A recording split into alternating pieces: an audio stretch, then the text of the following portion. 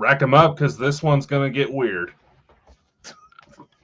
It's definitely going to get weird, ladies and gentlemen. We are joined again by Leonard Low.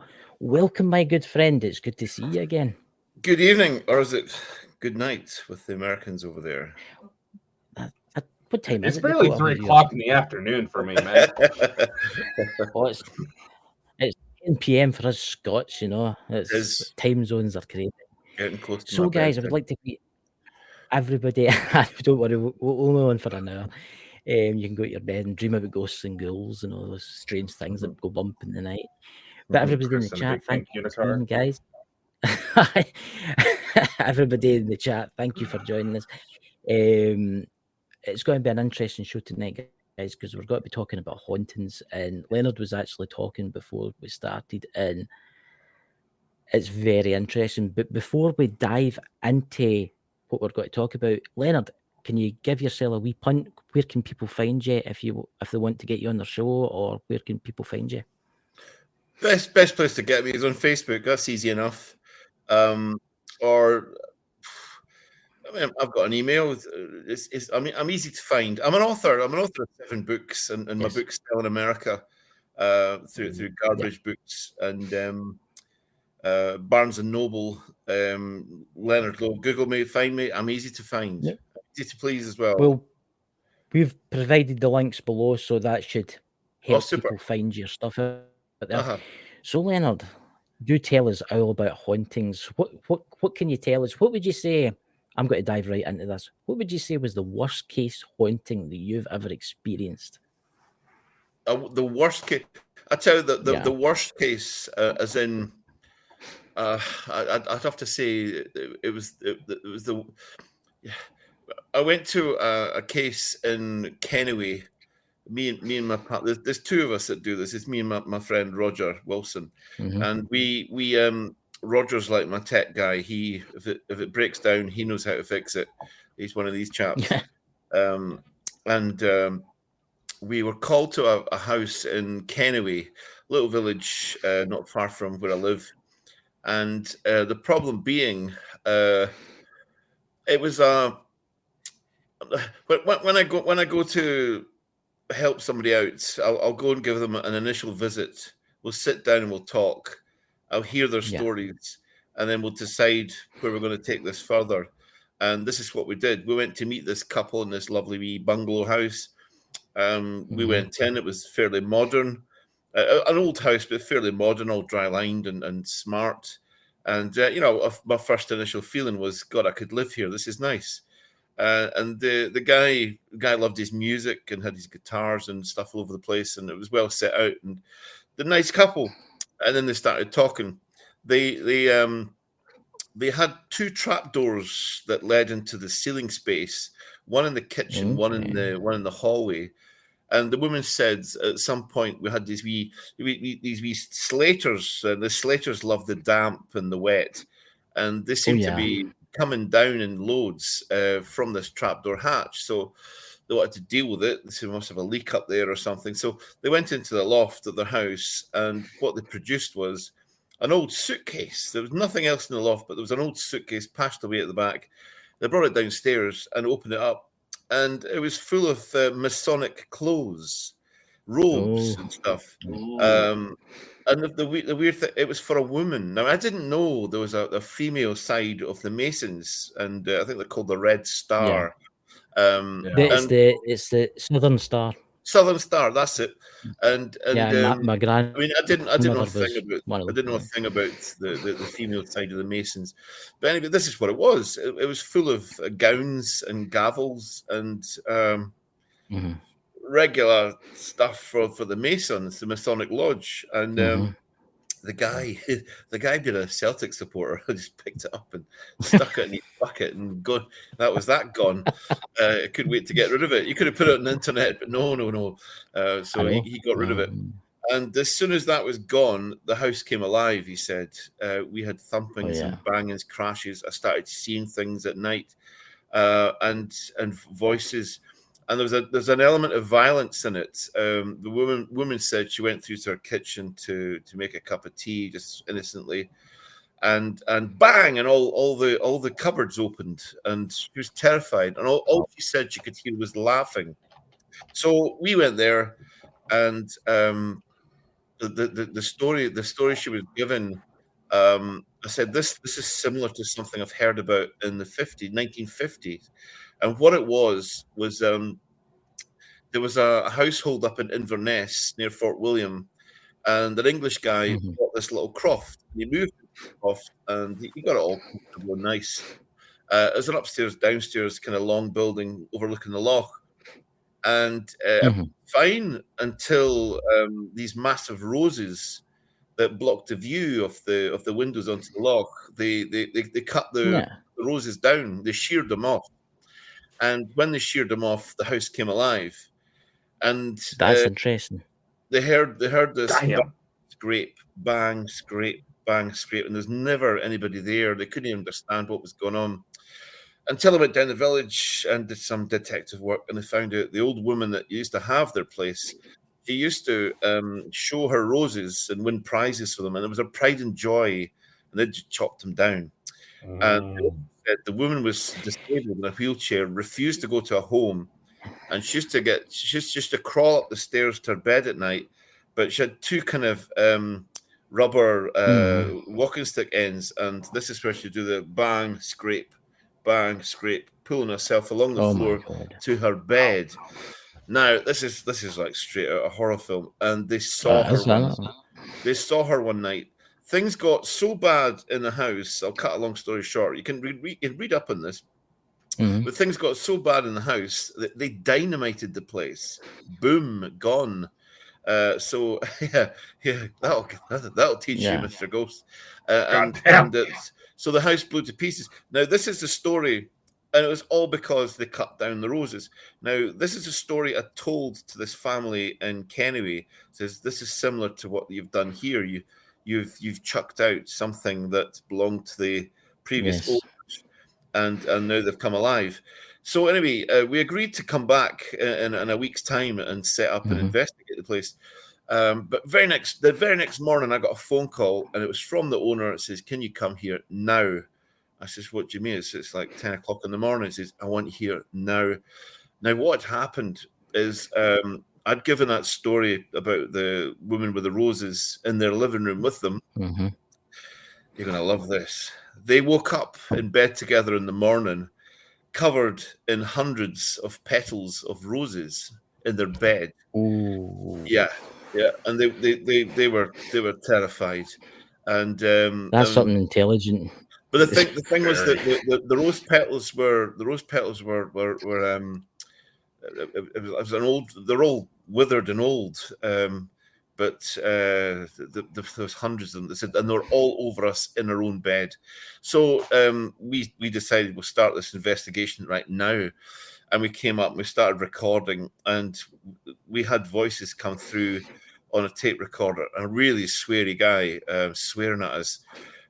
So we started to tease him. I mean, the Orange Lodge are famous for being Protestants. So we started, would you believe it, the Rangers were playing Celtic that weekend. So we started having a go. And this thing got really nasty, really, really sweary. And it was a man telling me to F off. And but how we do with things is we had the owners in the living room watching a telly that I was on camera through in the kitchen.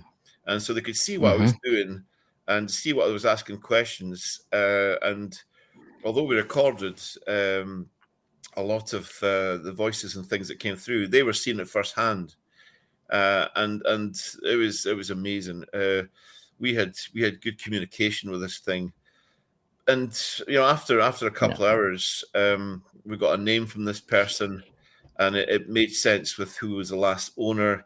And we got some details on the last owner was a wife beater and a bit of a drunk, and it was all making sense. And we got his name, and the house was called Alrose House, and because the wife's name was Rose and he was Alistair. So we got Alistair coming through, speaking to us, identified himself. But anyway, after about 2-3 hours, of this, we decided to stop and just have a catch up. And we're speaking to the owners, and they were so intrigued at what we were doing. And the woman said to us, "Shall I make you a cup of tea?" And I went, "Yeah, I'd love one actually." So she's got a wee corridor that leads into her kitchen, and she went into her kitchen and she's just chatting away to me, putting the kettle on, and she was a woman in her 50s, and she was quite terrified about what was going on and what had happened to her. And as she's talking to me, and I'm just leaning against the door, talking away, saying, how things are. There was an explosion, like bang, and I went, Christ! Wow! And it came from the cupboard. She screamed.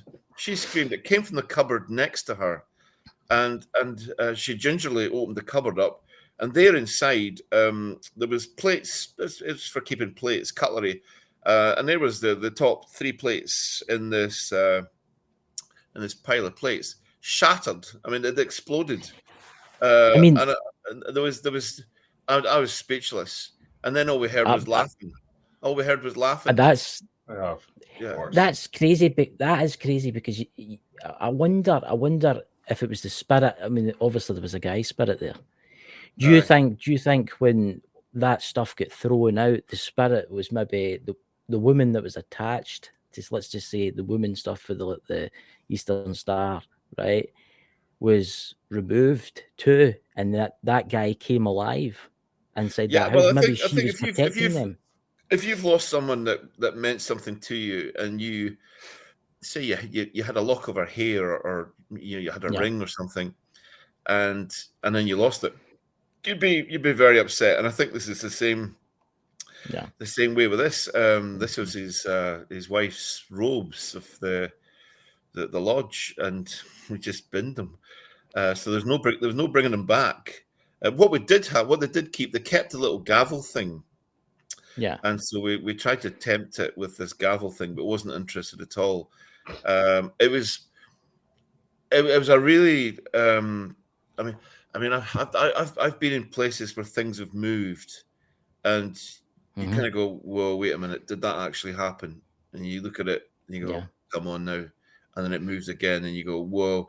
Well, in this case, with the explosion in the kitchen, I pulled out the plates and I'm looking, this is set up. This is a charge. They put a charge in there and it's blown. Yeah. And I'm the stool pigeon. Ha ha ha.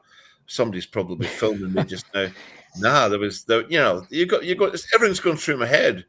And I'm hearing somebody laughing, and there's nothing there in that kitchen. When I opened up the cupboard, the dishes were like rammed full, three plates to the roof,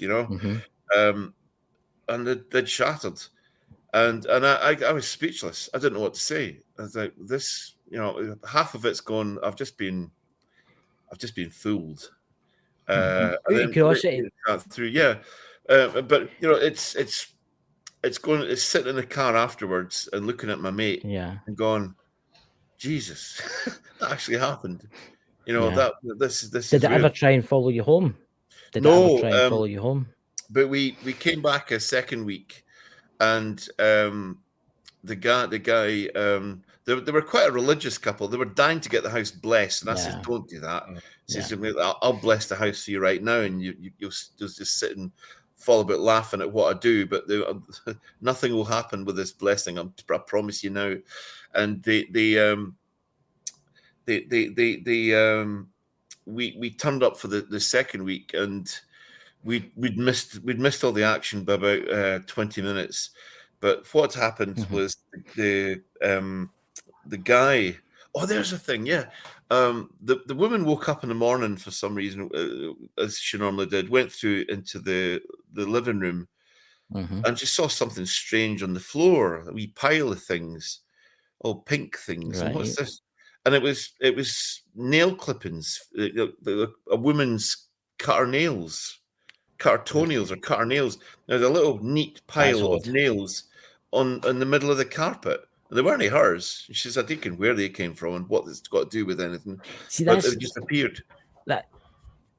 What's that called again? Where spirits can, like, say, take something and take it into a different house. What's it called again? It's got a name. It's where they could, like, say, for instance, like the Enfield or whatever house, they can take an object manifested and throw it through the dead. wall. Yeah. So that's interesting, that, because it Wow. makes you wonder, like, for where it got the roses free.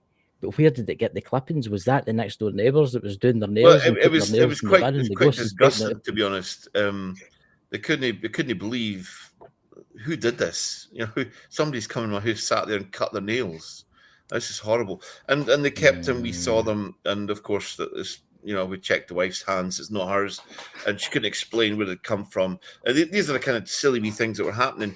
But the man was in the garden doing his gardening, and he said, "I just looked up and I saw the curtains from our bedroom, our spare bedroom, were moving, and I thought, well, wife's been hoovering."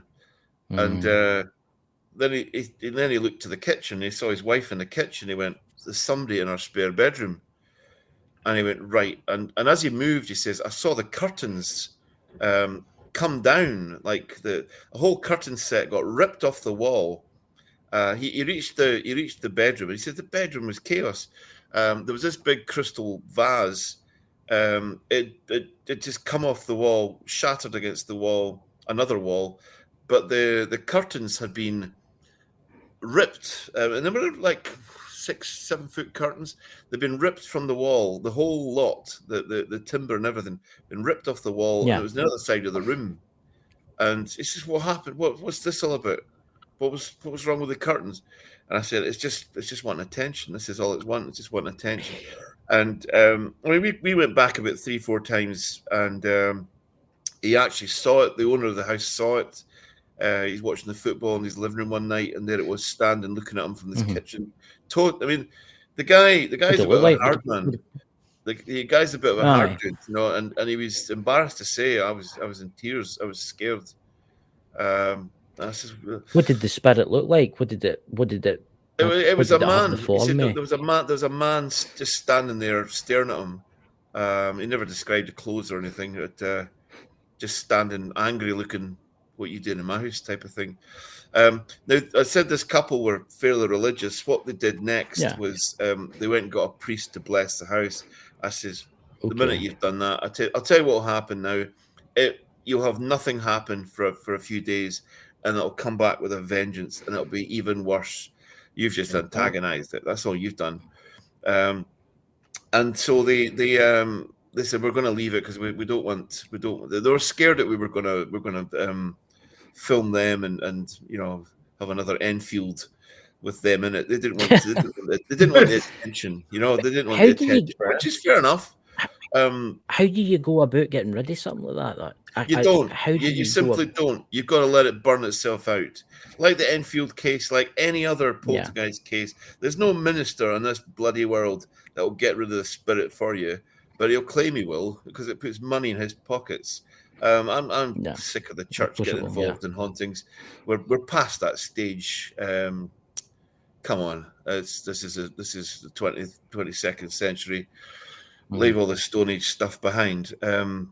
You know, I'm sitting in your house. Go on, bless me and get rid of me. See if I move. And that's what you're up against. Let's leave all the Disney behind, people. Come on. What you have in the house with a poltergeist is a unique situation where you might have a previous owner in the house, which you can understand why that previous owner's angry or stunned that you're there. We don't know how this happens. I'm getting a little visitor here. Here we go. Oh, who's that? Who's that? A cat person. A cat person. That's my little familiar. I mean, it's quite interesting that how you say it burned itself out. I mean, if it was any intelligence, could you know maybe reason? Again, this is coming for me like it's if it had any intelligence, could you maybe know reason with it? Say, listen, come on, you're scaring the family. Yeah, we did all that. We did all that, and we had it laugh at us. I mean, if you've lived in that house for 50 years and you've died in that house, it's your house. You know, I'm the intruder. When you think about it, I'm the intruder. Why they haven't gone is another reason. It's like the Enfield case where we had Bill, who was so angry because it was his house, and all these people are in it, run about redecorating. No wonder they go daft. The poltergeists, they don't like the colours or what you're doing to it. I mean, the Enfield case was quite an interesting case, but as I said before the start of the show, is it the Black Monkey Pontefract? I mean, they still say that house is still active to this day. Yeah. I mean, I mean, have you ever been there, or have you ever heard anything? No, about I've never been in the building. I've never been in the building. I was in the Enfield building. I was lucky enough to be because I lived in London. I've been to Borley. There's nothing left at Borley. Again, it's a historic haunting. That is well missed. But I do like what Harry Price did there. Kind of set the bar for ghost hunters and investigators. I spent. That's probably one of the last few people to spend time at the Bedlam Hospital in High Barnet. That was enormous. Well, there was 3 supposed Jack the Rippers in there, as many. That was a lunatic asylum for 200-300 years. It was like a town. They had the whole place working, where they'd grown their own crops and living there. That's right. Yeah. We turned that place into flats, and I pity anybody that bought one of the flats. Oh my God. We working there at night. Before we knocked them down, it was just corridors of padded rooms, and the little padded rooms, all leather, full of fingernails and suicide notes rammed into every single little crevice you could find. Somebody had written a suicide note and poked it in, and we spent half our time reading them. Not a nice place to work.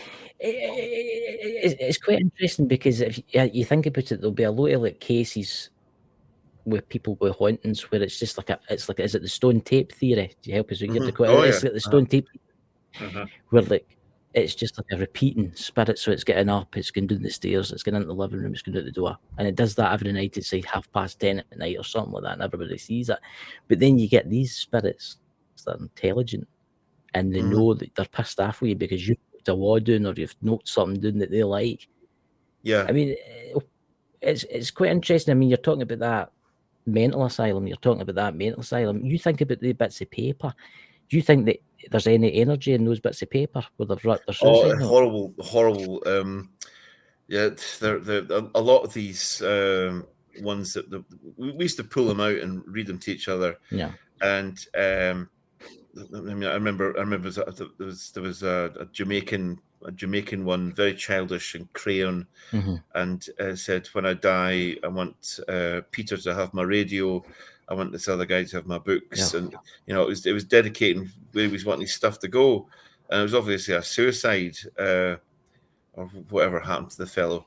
But we worked on these. We worked these places ready, getting them ready for demolition, and then we rebuilt over them.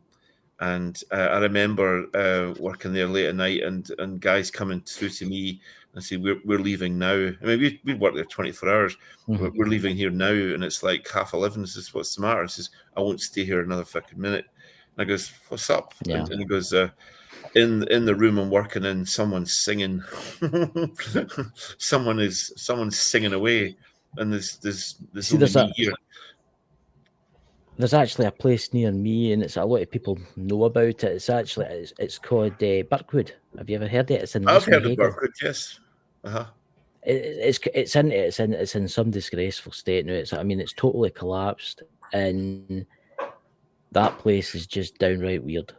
It just is. Birkwood. I think it was for children with learning difficulties. But right. It had its own mortuary, and it had its own other kind of part of the building.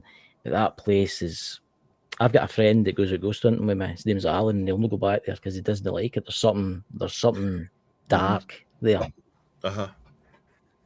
It makes you wonder. I mean, there'll be entities out there that like to hang about hospitals, won't they? Like abandoned mental asylums, because they'll like the torment. That's what they'll feed off. They'll feed off the fear. See, I had a partner who was seriously ill and spent a year in hospital before she died. So I was in Archway Hospital every day, really, for a year. Yeah. Finish work and go straight to hospital. She was in intensive care in a coma. Nasty business. This is 20 years ago now, but it's going to hospital, and it's all the hangers on, all these people that go to hospital because there's no place for them, and they get attention there, and they're all hangers on. They're all just bums, really, but they get attention in the hospitals, and that's where they hang around. And you take that from them, and it's the only home they ever had. It's sad as hell. It is definitely sad, because you think about the hospitals out there that have been renovated and turned into flats, like you say. Yeah, well, the hospital that I'm on about, Archway, I mean, that's where I got my first photograph. I was in a hospital for a year, and I had I was doing a lot of research on a building in Pittenweem, where to do with the witch trials. It's when my first book came out, the WEEM WITCH. And I had some photographs taken inside this building in Pittenweem, and it made the Sunday papers. And they put it as a middle spread. They called it Mostly Ghostly, which was great. So I was a bit of a star. I was a bit of a star in the hospital, and so the doctors were they'd known me for 6 months or so already, and they came to me and said, we have a problem in our basement of the hospital. Now, Archway was built in about 1388, and it was the time of Richard III, and it started off as a leper colony. So it was a leper colony, and now it's like a huge general hospital with 400 beds or so. But the leper colony side still exists, and it's down in the basements of the place. So they said, occasionally we've got to go down there and get files. It's just an old storeroom, and loads of corridors and a storeroom, and there's a boiler down there, but it's horrible. Our nurses won't go there on their own because they keep seeing things. And I went, let me at it. So I got my cameras and stuff, and I got the administrator of the hospital to take me down there, and we went for a visit in the middle of the night. We got down there, and I saw this strange kind of hydrant for a fire hydrant embedded into the wall, and I thought that's completely false. So I got the hydrant and fiddled with it and pulled it, and lo and behold, behind it is a complete catacomb of arches. I've found the old leper colony hospital, and so we had a wander. It was so. I must have been the first one in this area for hundreds of years, because the ground was crystallized. It would hold me up like snow, and then I'd crunch through it. And so I was wondering about this. You could see where every bed would have stood by these huge Gothic archways under the hospital. Yeah. And so, we wandered around there, and it was fascinating. But then we came out into the corridors. I never had a feeling for anything, but we got into this corridor, and the woman with me went, "Oh, what was that?" And I went, "What do you mean?" She said, "Something just moved, like down this corridor." So I went, "Okay, let me have a look." So I got my camera out, and we ventured up this corridor. Now, both sides of the corridor are just files, like cabinets and files. Yeah. And I'm told there were smallpox files from First World War. Nice. So we're wandering up the corridor, and all of a sudden, there was something moved, and it was like someone out of Star Trek. It was hovering in the air and moving and pulsating and getting closer and getting closer. By this stage, the woman I'm with is halfway out the door. She's had enough, but I'm trying to take photographs. I managed to get about 5 photographs of this thing getting closer and closer towards us, and then we legged it. When the last picture I took, all I could see was a child, like a 6-year-old child, floating in the air. mid-body. It had didn't have legs, but it was a child. And the photographs I took, you can Google it. The Archway Leper Boy came out as the Archway Hospital Leper Boy. Just Google my name, Leonard Low. You'll see a photograph of it, and that made about 30 papers in the UK, and it went to America as well. And I was on one of the programs out there in which they investigate photographs and stuff. I can't remember who they were, but that's the one that hit home and got my name in the papers. Since then, I've had about 8 photographs in the national papers and stuff. So yeah, I'll need to look that up because that's fascinating. I'm going to let my co-host Dakota ask some questions. Well, what's even more? Just to let me finish my story. It looked like half a child. I mean, it's pretty clear. It's like a 6-year-old boy's head and torso, but there's no legs to it. But then with research, I was told that the corridors I was in, they dug down. They dug down about a meter to make room for the cabinets. So when I say that child was like floating in the air, he would have actually been standing on the floor that was there.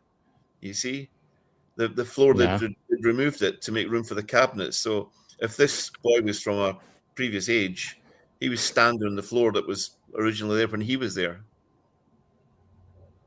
That's fascinating because that's like people saying you get into a house, let's say totally demolished inside it, and there's no floors and there's no doors. Yeah, that's right. Those spirits are living their life out as they would be. So, and their reality, it's all fully furnished. But in our reality, the hospital hates me because that paper, as I said, it went to 30 different newspapers. All the nationals took it, and all the Evening Standards took it, and it made the hospital famous for a while. And then they got harassed by Ghostbusters wanting to go down there themselves. And then it's a hospital, you see, and then I started getting letters from mothers who'd lost children in the hospital who were trying to get me to say, "Oh, that photograph looks like." No, I can't do this. Yeah. And I thought I better just back off out of here because I'm hurting people, and that's what I'm not about. You can understand that did it look like my child? Oh God, I can't do this. Yeah, so you got to watch what you're doing. You have to. Go on, yeah. Oh yeah. Oh, honestly, Chris, I'm fucking dumbfounded. I'm trying to look at the picture right now, but unfortunately, it brings up Robert De Niro as Leonard Low. He's a stand-in.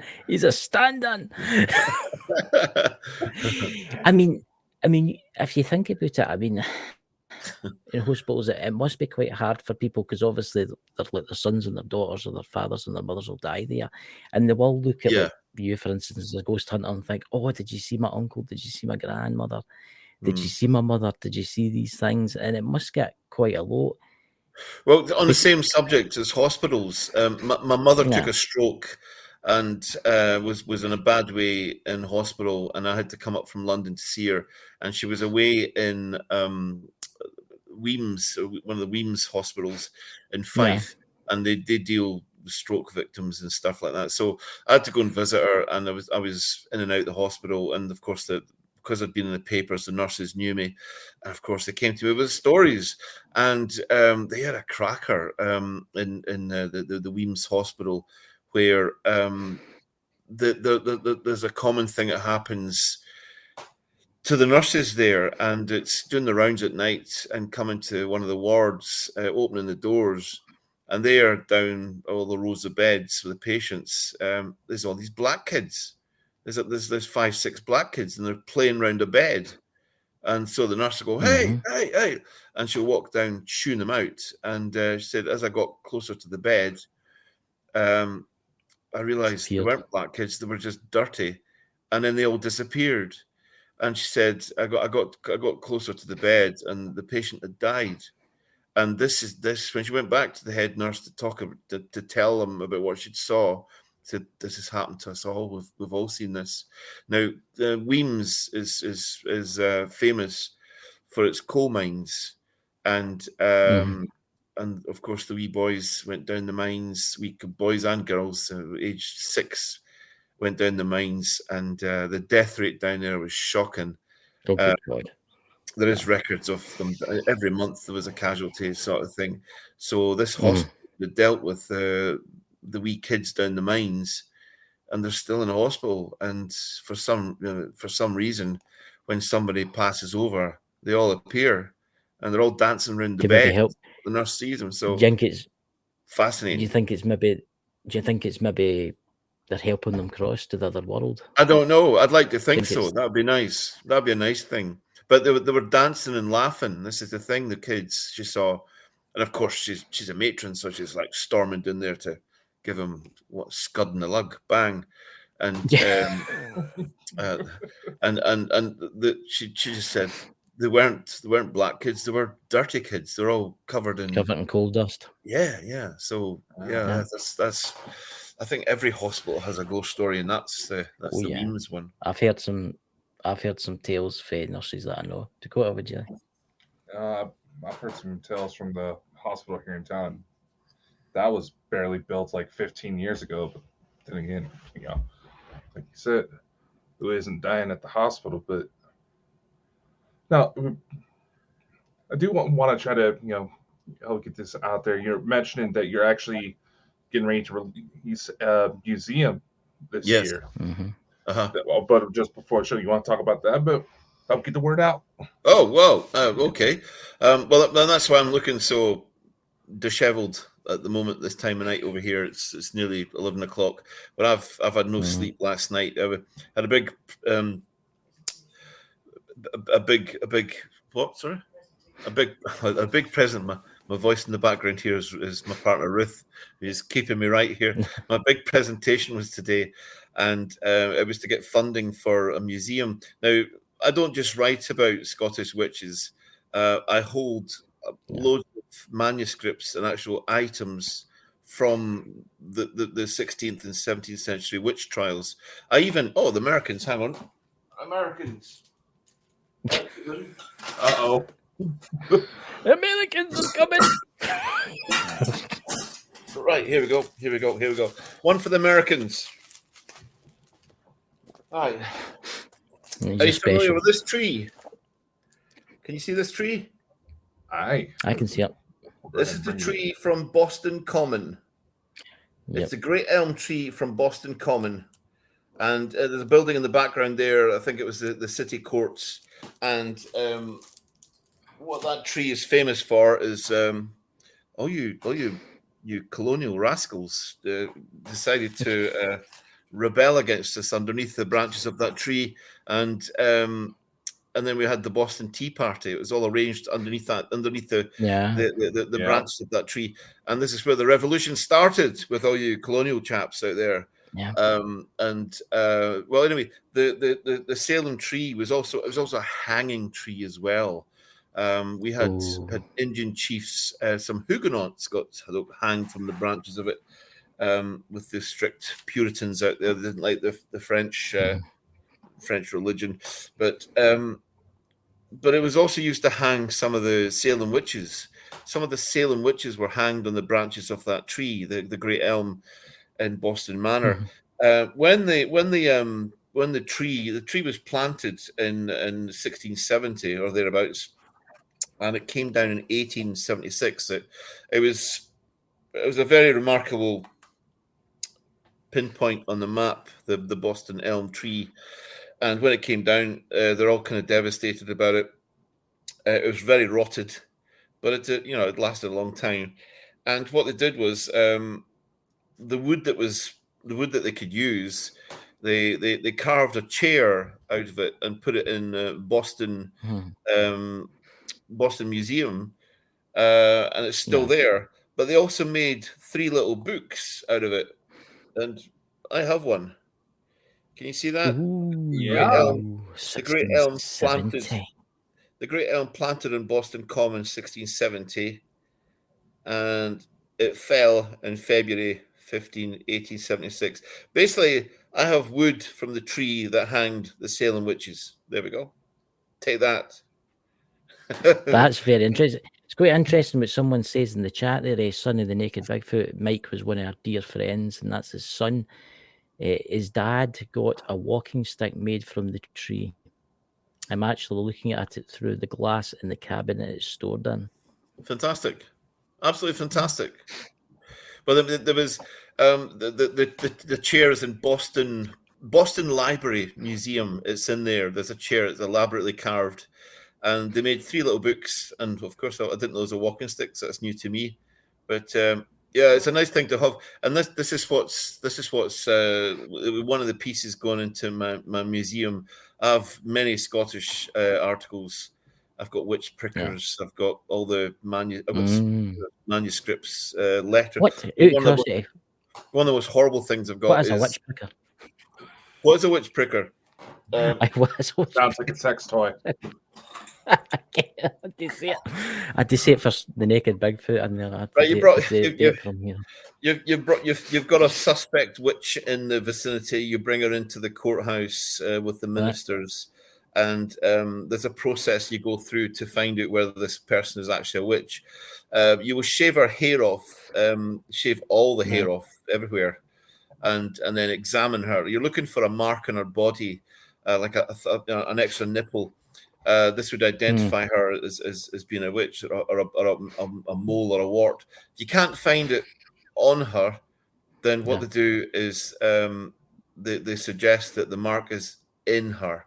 And then it was employment for a guy called a pricker to have one of these devices. I'll try and... There we go. Can you see that there?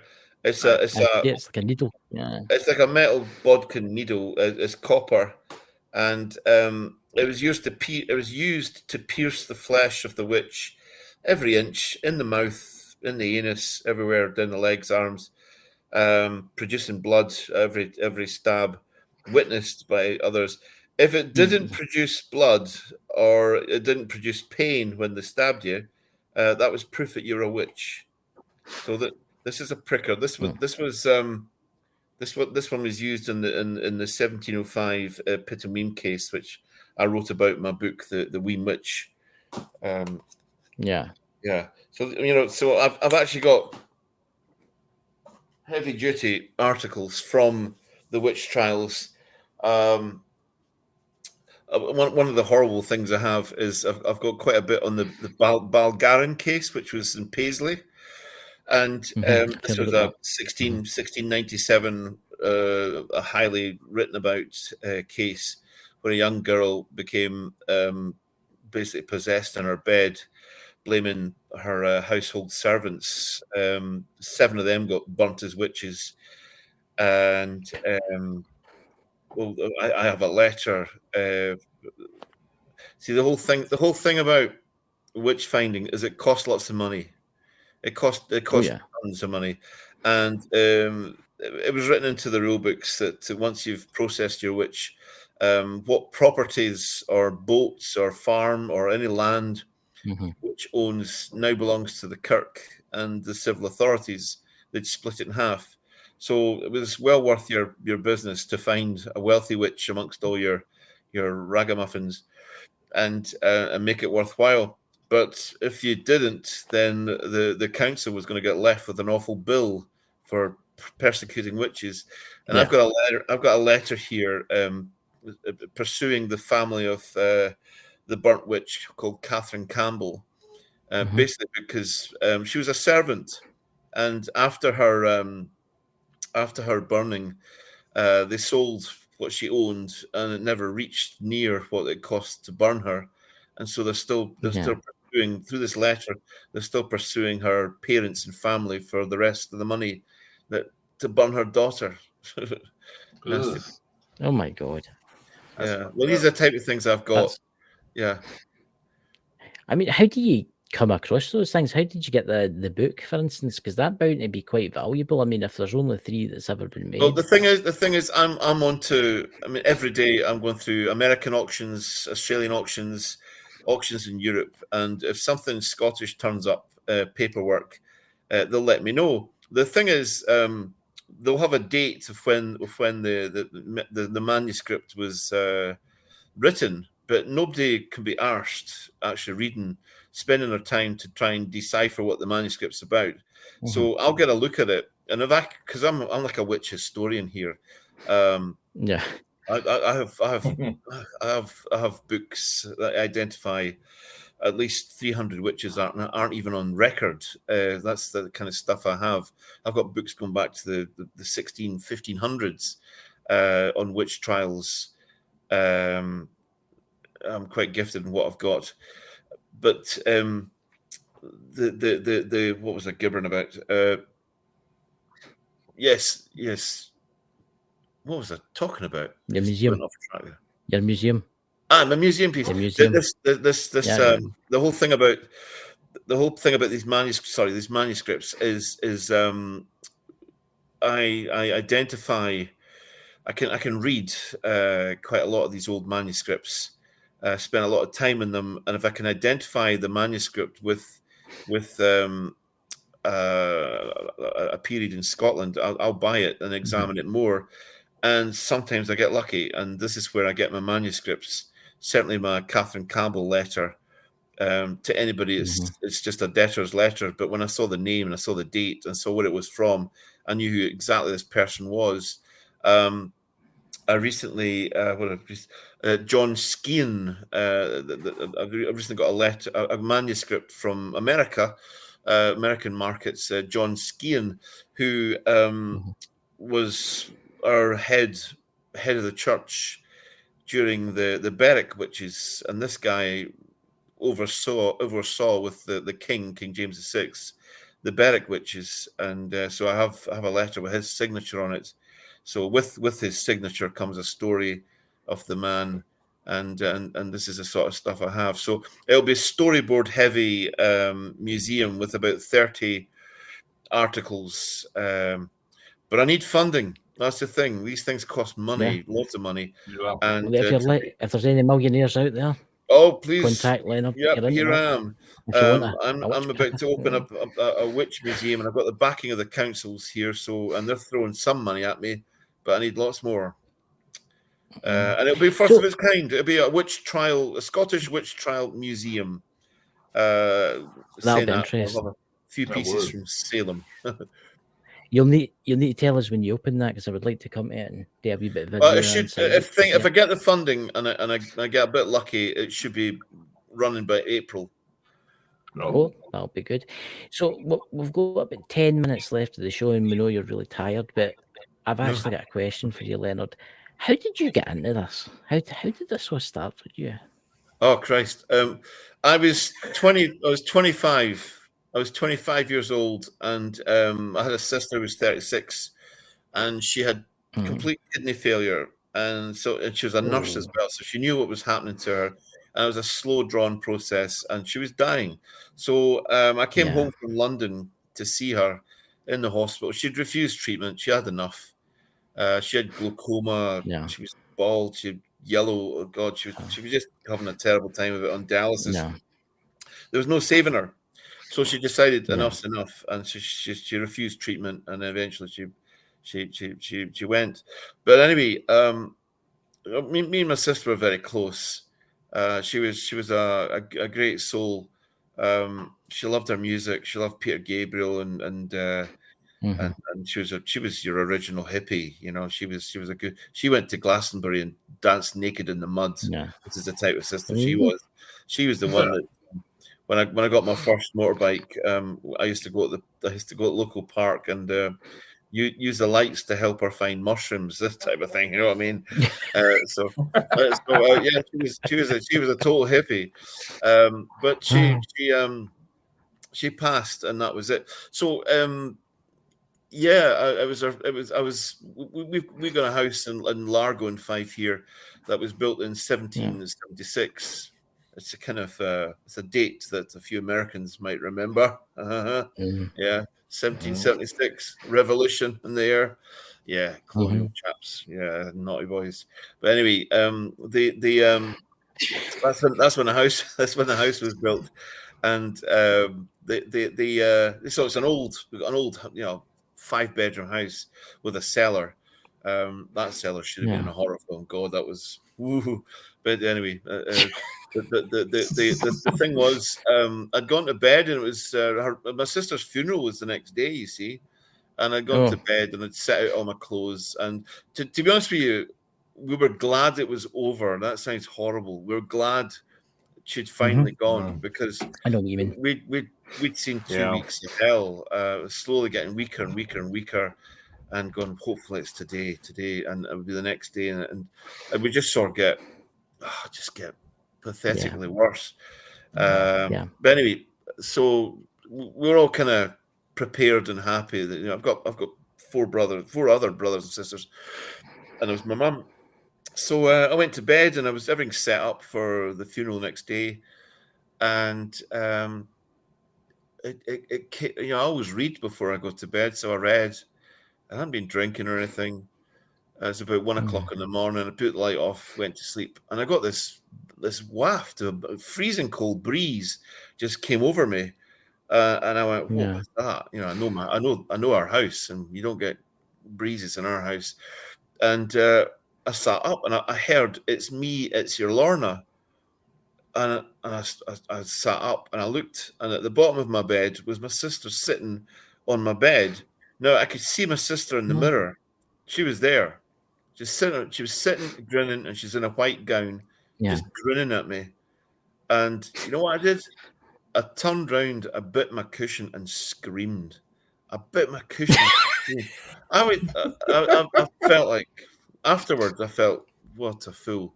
But I was terrified. I was absolutely terrified. There's my dead sister sitting there talking to me on the edge of my bed. And I looked at her, and she looked like frightened, and she just stood up and faded away. That was it. I got up. I walked the house. I went for the whiskey bottle, and I went out the house.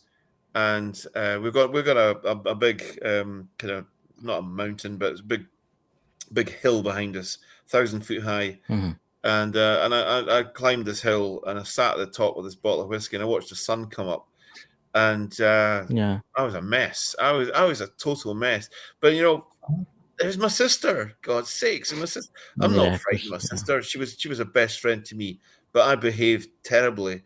I've seen ghosts now a few times close up, and I've never reacted like that again. But I felt embarrassed, if that makes any sense to you. I saw a dead person I recognized, and I was terrified. That was my first. But you never know; it might happen again. You might go to your bed one night, and your sister might appear before you again, and this time you'll no freak out. You'll have a conversation with her. Well, I did last year. It was have a very interesting. How much time have we got? 5 minutes. I'll try and be quick. I've got 5 minutes. I went to Largo Cemetery. Somebody came to me at one of my lectures and said, you ever investigated Largo Cemetery? And I went, I've no need to. No, nothing goes on there. My sister's buried there. So she said, well, I was in the cemetery, and I was dealing with somebody who was dead, and a figure walked out from behind a grave, and I watched this figure. He looked like a labourer with string tied around his trousers, and with a black cap on. And I said, I watched him walk through a wall and then walk down through this field, and he just disappeared. And I went, wow. So I did my research and asked, and someone else came up with the same figure. They were about a mile distance on the same track, and they said this man appeared out of nowhere, walked right past them, 6, 7 o'clock at night. They described him exactly the same, and he vanished. And I went, the track they're on is called the Coffin Walk, and it used to be a walkway from the local barons of London, Lundin, London Castle, which this walk would take you. They call it the Coffin Walk. It'd take you up to the cemetery. So anyway, okay, I've got something interesting to investigate. So we went to the cemetery and set up. And nothing was happening. And then I got the heat-seeking camera on, and I picked up a figure standing next to a gravestone with a little man. So anyway, we're doing recordings, and through the recordings, I have a load of foreign blethers come through to me. I went, this is weird. I got identified as Polish. Now, the Polish regiments were in Largo during the Second World War. This got me interested. Yeah, The poor buggers that went to Arnhem and got shot to pieces. that's right. One of the names that came, it's asked this thing its name, and it said Rudinsky. So I did my research, and I found out, fair enough, that there is one Rudinsky in the cemetery, but they couldn't tell me where. And so we went back with a Polish-speaking girl, and we got her to translate as we tried to speak to this Rudinsky. He replied, and when he replied on the first recordings that we did, the Polish girl I was with ran away. She thought it was a great laugh to start with, but when she actually heard this Polish guy's voice, she was off. And because he was being naughty to her, he was saying rude things to her. So she thought this was all a laugh, and then all of a sudden this is real. Anyway, we went back there a couple of times, and now let's see if we can find Rudinsky. We know there's one buried in this graveyard. Was his grave not 2 graves behind where we were sitting for the recordings? There's a guy, Rudinsky, and he died in 1973. And Christ Almighty, it's great getting evidence of There's a lot of hauntings I've go to where you don't get any names at all. You'll maybe get something calling itself John, but you'll never get a second name. We got the whole thing, and there he is with a grave three up from us. And I say Rudinsky, Polish speaking. I can't even do it, but it's not pronounced like that. It's like Rudinsky. I can't do it. Or something. I can't do it. But I've got Polish friends that laugh at me trying to pronounce that name. But so we got a photographic evidence. We got recording evidence, and then we got actual evidence the guy existed and was living. Well, his grave was three behind us where we were sitting. So that was fascinating. That's amazing. That is amazing. That just shows you there's.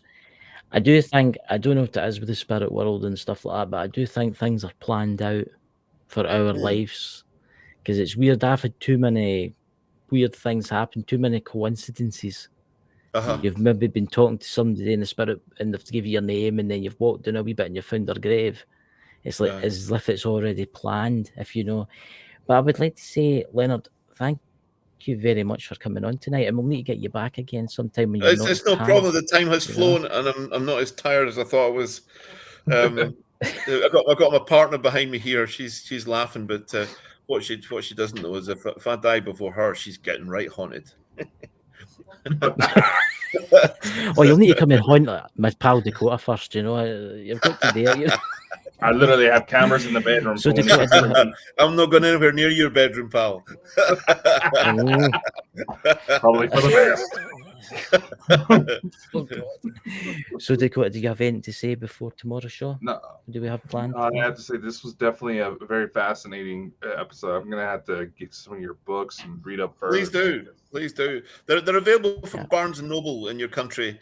And I'm with a new publisher just now. I've got 3 books with the new publisher. They're all to do with witches, and I've got one the Scotland's Untold Stories, which has got about 30 tales in Scotland. That will open your eyes up. Some good ones in there. But I'm all about history, so and not the boring stuff. It's certainly not.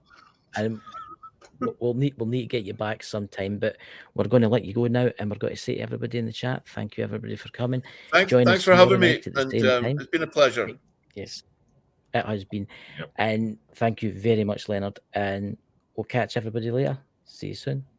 Bye.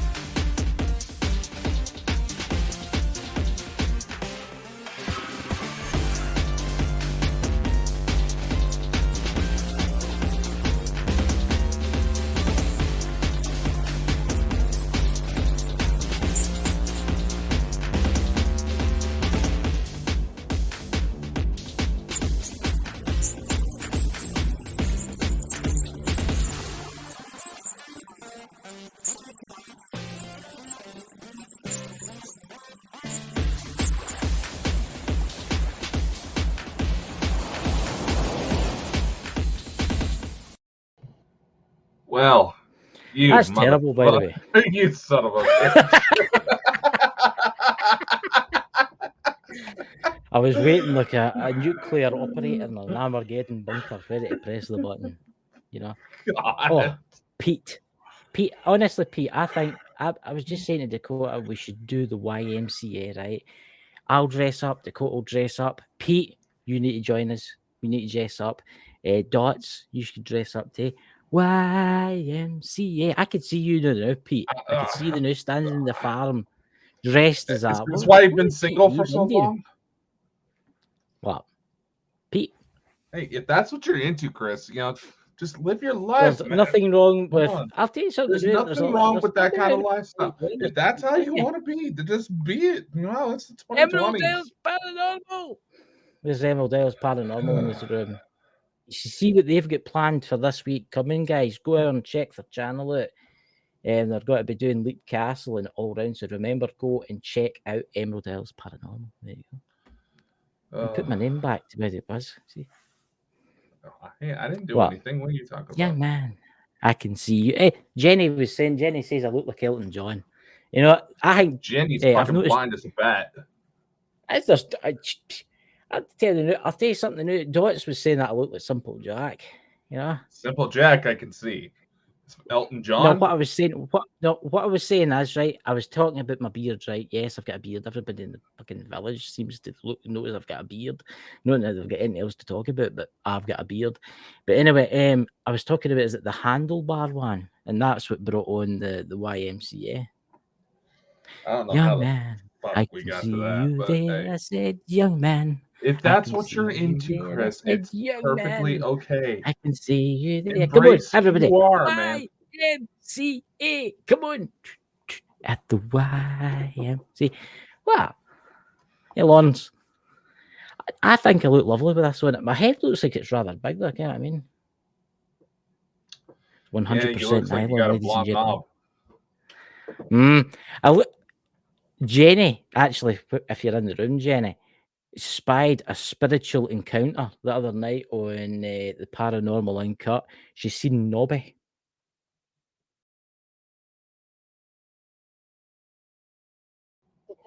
Where did it go? The fuck just what happened? there? That's the second time it's happened now. And then it's the end. It's the apocalypse. Everybody, the YMCA.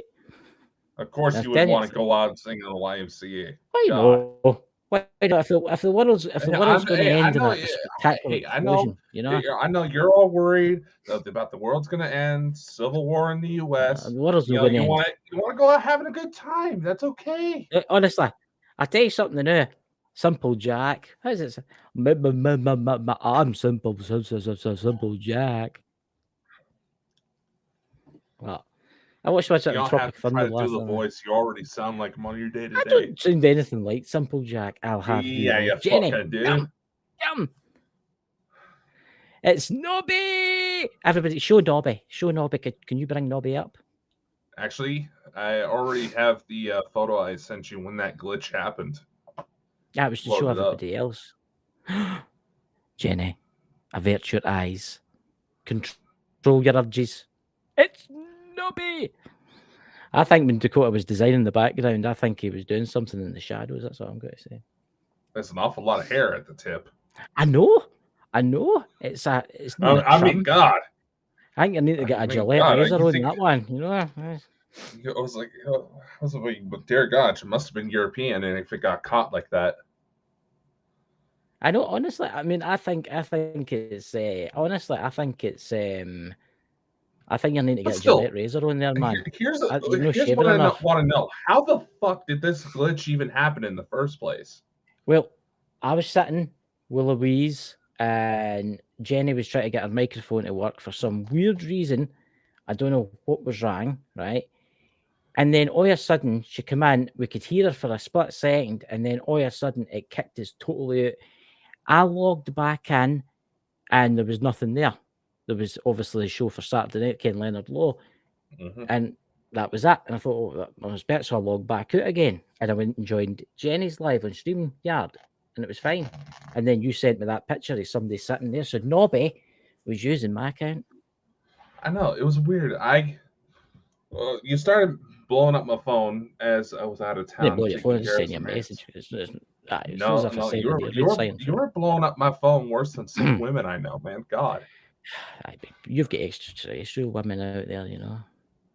Yeah, maybe I got women on and off. That's maybe why it's get here.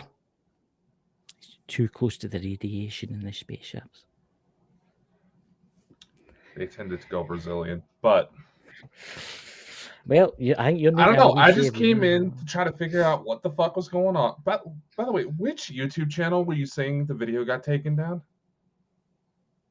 I went to Ghost Squad Scotland, and it came up with a black screen, and it said in big white letters, "The owner of this video has removed it. 019666565 on a dash." The owner. And then when it back in again, it was gone. That's fucking weird. Because that's why I was deeking around on your account when I got in, because I was trying to figure out what the fuck happened. When I was talking to Jenny before the live, I had a quick look through my account too on the old iPhone, and I couldn't. Don't know why. You would think Jenny would realize that it was something suspicious when the person that was trolling you could actually spell. But see, here's the thing, right? Here's the thing. I wonder what that was, but the question was, even if I had to leave, like I'm about to the now, right? Say, for instance, I had to turn my camera off, right? Say I turned my camera off the now, it would come up with this icon in the middle, right? If I was still connected, okay? So I wasn't there, so it was like I was there. So in God's name, where was I? That's a very good question, because I honestly came in. I was trying to figure out what the hell was going on. I saw your name pop up. I was like, all right, maybe he came in, tried to tell me what was going on, figured that out. Then I go to bring you up. I click on show on screen, and it just brings up the little text box. It's like, that is fucking weird. It shouldn't have did that. It shouldn't have did that. Because if my camera wasn't working, this is what you should have got. That's right what I'm doing right now. I'm telling you, there's ghosts in the machine. And what is it? Mike, the Naked Bigfoot, would talk about that. Ghosts in the machine. Oh, Dakota's been took, ladies and gentlemen. Is everybody is Dakota froze for you guys? Because he's for no, he's been took. Nobby gum, Jenny, Nobby gum. He's been took. I was going to say the fan. Can I join the night, guys? What's going on? See what I mean, guys? We're having nothing but problems this weather. That was weird. Nobby got you. That Nobby. Oh, am I going to have to start making t-shirts with that? I think you should. Oh, Christ, there's Drew and Christ. What pish are we going to be talking about tonight? We're talking about you, Drew, tonight. We're talking about how an annoying pain in the arse you are. Yeah, you definitely can't tell you two are brothers. Well, listen, I had to share a room with him for many years, and it was I'll tell you something now. I'd rather share it with a rage-invested orangutan or something like that, you know? It's got to blow my nose. You're going to do what to an orangutan?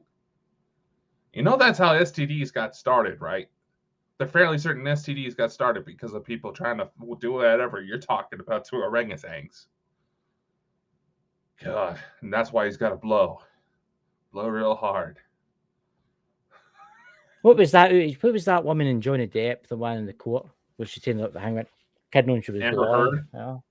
Amber Heard died. Yeah, she was definitely sneaking something. Right? She was sneaking something. Of course she was. And a woman of her mental capacity should not be messing around with heavy narcotics. But it make you wonder how something like that would begin. Obviously, the monkeys in the jungle and stuff, and the gorillas and stuff like that. Did you see that? It's actually quite interesting you bring that up. Did you see that article about them? How they've witnessed the monkeys in the jungle starting to use tools. Monkeys have been using tools for quite some time. But what I'm trying to say is they've witnessed. Basically, they fully believe that chimpanzees have started to enter their own version of the Stone Age. Yeah, so give them. They even started showing religious behavior. See, that's quite interesting, that, because we can how intelligent they are. It's like, oh yeah, they are very intelligent animals. I mean, orangutans, they're some of the hardest animals to keep in the zoo because they keep figuring out how to escape. See, that's you ever been to one of the drive-through zoos? Once, yeah. You ever notice that something goes missing from every car? Yeah. As you drive through it, I think they're actually secretly somewhere taking all that stuff back and building their own cars so they can escape. It wouldn't be surprising. I'm sorry, guys. I've went mad tonight. I'm just in the chat there. Scottish Outlooker, 2 wee monkeys have escaped the zoo here in Scotland. It was on the news earlier. In Scotland, can you imagine what's going to happen to them when they make it to Glasgow and they make it to the Gorbals? Yeah, those poor monkeys are going to get molested. I don't think they will really notice it, but it'll be like what do you call it? It'll be like, what's that film with the dinosaurs and it's an island? Which maybe it's an old one. Dad, what do you call it? Jurassic Park. I was about to say Jurassic Park. I'm getting dementia, guys. I'm getting dementia. A safari park. What's that? Whole of time the gorilla knew the sign language. That's exactly. That's right, Emerald Isles. That's true about the sign language. That's amazing. Yeah, Coco. And then there was also that. What was it? Was it an orangutan that was in the film Any Which Way But Loose with Clint Eastwood? I believe it was. Yeah, it was an orangutan because it was quite intelligent. They are. They're actually well known for sneaking keys away from zookeepers in order to let themselves out of their enclosures. See, that's like Elon Musk. I mean, this was a paranormal and UFO show and that, but getting into the monkeys here, you know. But Elon Musk wants to, implant a chip in one of them, didn't it? So he already did. Aye, but I know he did. But what I'm trying to say is that kind of. I mean, that's how fucking, what you call it? That's how Planet of the Apes all started and all that kind of shit, man. Yeah, no, Planet of the Apes. He already had. Yeah, he was testing Neuralink in a bunch of macaques, and one of them actually had some severe reactions. Had to be put down. That's terrible. I can see how it's a good thing. It was going into violent convulsions. It was having brain swelling. See, what I'm going to say here, right? It might sound bad, right? See if you're paralyzed, right, and you can't move, and you've got a brain implant where you can maybe speak through computers and stuff like that, and maybe use like a wheelchair that's electric or something. That's a good idea. But what's going to end up happening is everybody's going to end up getting this. So as they can interlink their minds and something stupid like that. You can sit in a car and drive a car just by sitting there. Get what I mean? It's we're all going to start looking like the humans out of WALL-E. Well, that everything was so automated for so long. They just kept getting fat, and their bone structures, they would not even be able to walk because they've been so lazy. Their bones are completely disconnected. Not be able to support anything. So I'm just reading, oh God, Jenny, Emerald Isles, paranormal researchers. What I'm is just she reading the cranky chat. when her blood sugar goes low? I don't know what she's reading. I'm trying to read it up the top. I have not ate yet. You need to get yourself something to nibble. You need Get to have yourself- something to nibble. What? Yeah,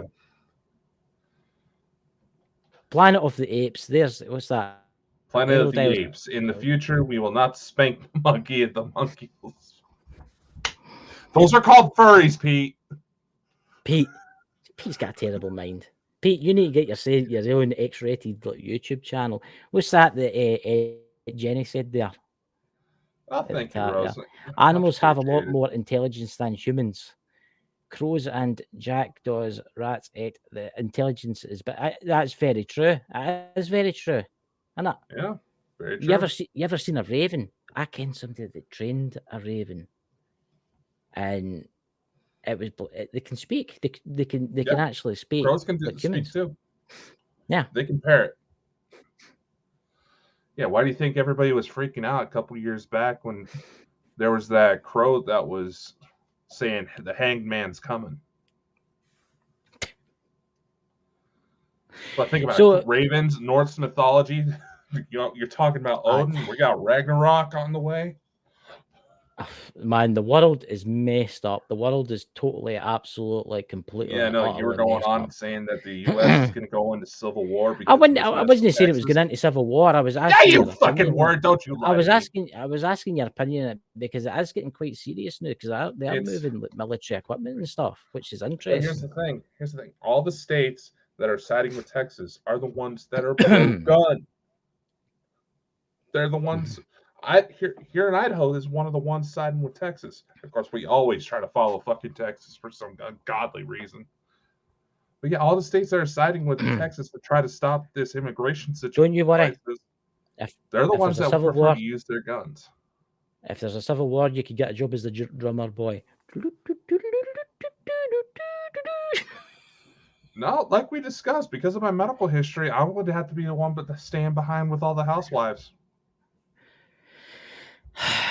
So, gentlemen that's watching this that might get called up that live in Idaho State, you know that this young man here will be let loose with your wives. Don't worry, he's ready to go multiple ones up his face. Be fine. You know, the Intergalactic Federation's ready getting a divorce film, you know, all like this. So, Dakota, what's the latest on the UFO news now? I've not been watching it much yet, but what is in disclosure and stuff like? Because I've not heard anything about it. Well, the latest bit of news is stuff coming out of Uri Geller. Oh God, I've seen that. I know, for fuck's sake. I was like, wasn't he debunked years ago that he was falsifying his psychic shit? Why are we trusting him now? I'm going to say this, right? See that bending the spoons, right? There's Drew in the chat. But anyway, see what you call it, bending the spoons, right? That's actually been proven how to do that. You ever seen that? Is it the Amazing Randy? You kind of know what I'm talking about? James Randi, yeah. He's the one that debunked him. You want to watch that, guys. There's all clips of it. It's this old guy. He's dead now, but he was an amazing guy, and he used to debunk folk like psychics and all that kind of other kind of stuff. And he debunked how he was doing it with the spoons, right? Yeah, he also debunked how he was trying to. He would have someone draw pictures on a piece of paper, and he would try to copy what it was. Nobody ever thought to pay attention to the fact that he always have people draw in wide circles. And yes, people know how the hell he did it, Drew. He's been debunked for years. So why the fuck are we listening to what he's saying about the ETs right now? Look, I seen him on TikTok, right? And he was talking about a UFO. But it was a CGI UFO. You could clearly see it was a CGI UFO. I mean, it was really bad CGI UFO that you could tell was used like really, really cheap 90s CGI equipment. I just don't know, honestly. I mean, granted, yes, he did know a lot of people. He did know Werner von Braun, and maybe they showed him shit. Nevertheless, maybe they did. But if that's the case, then the U.S. government has always been full of fucking jokes. I've heard tales about folks' watches and stuff working again and all that kind of stuff. Maybe it's true, maybe it's no.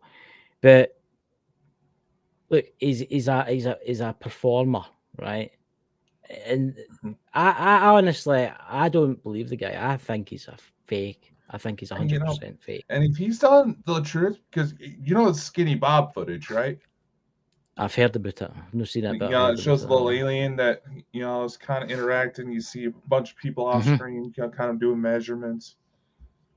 He's saying that he's seen beings like that, several of them, but not exactly like it, but ones who were recovered in crashes and they were pretty well destroyed.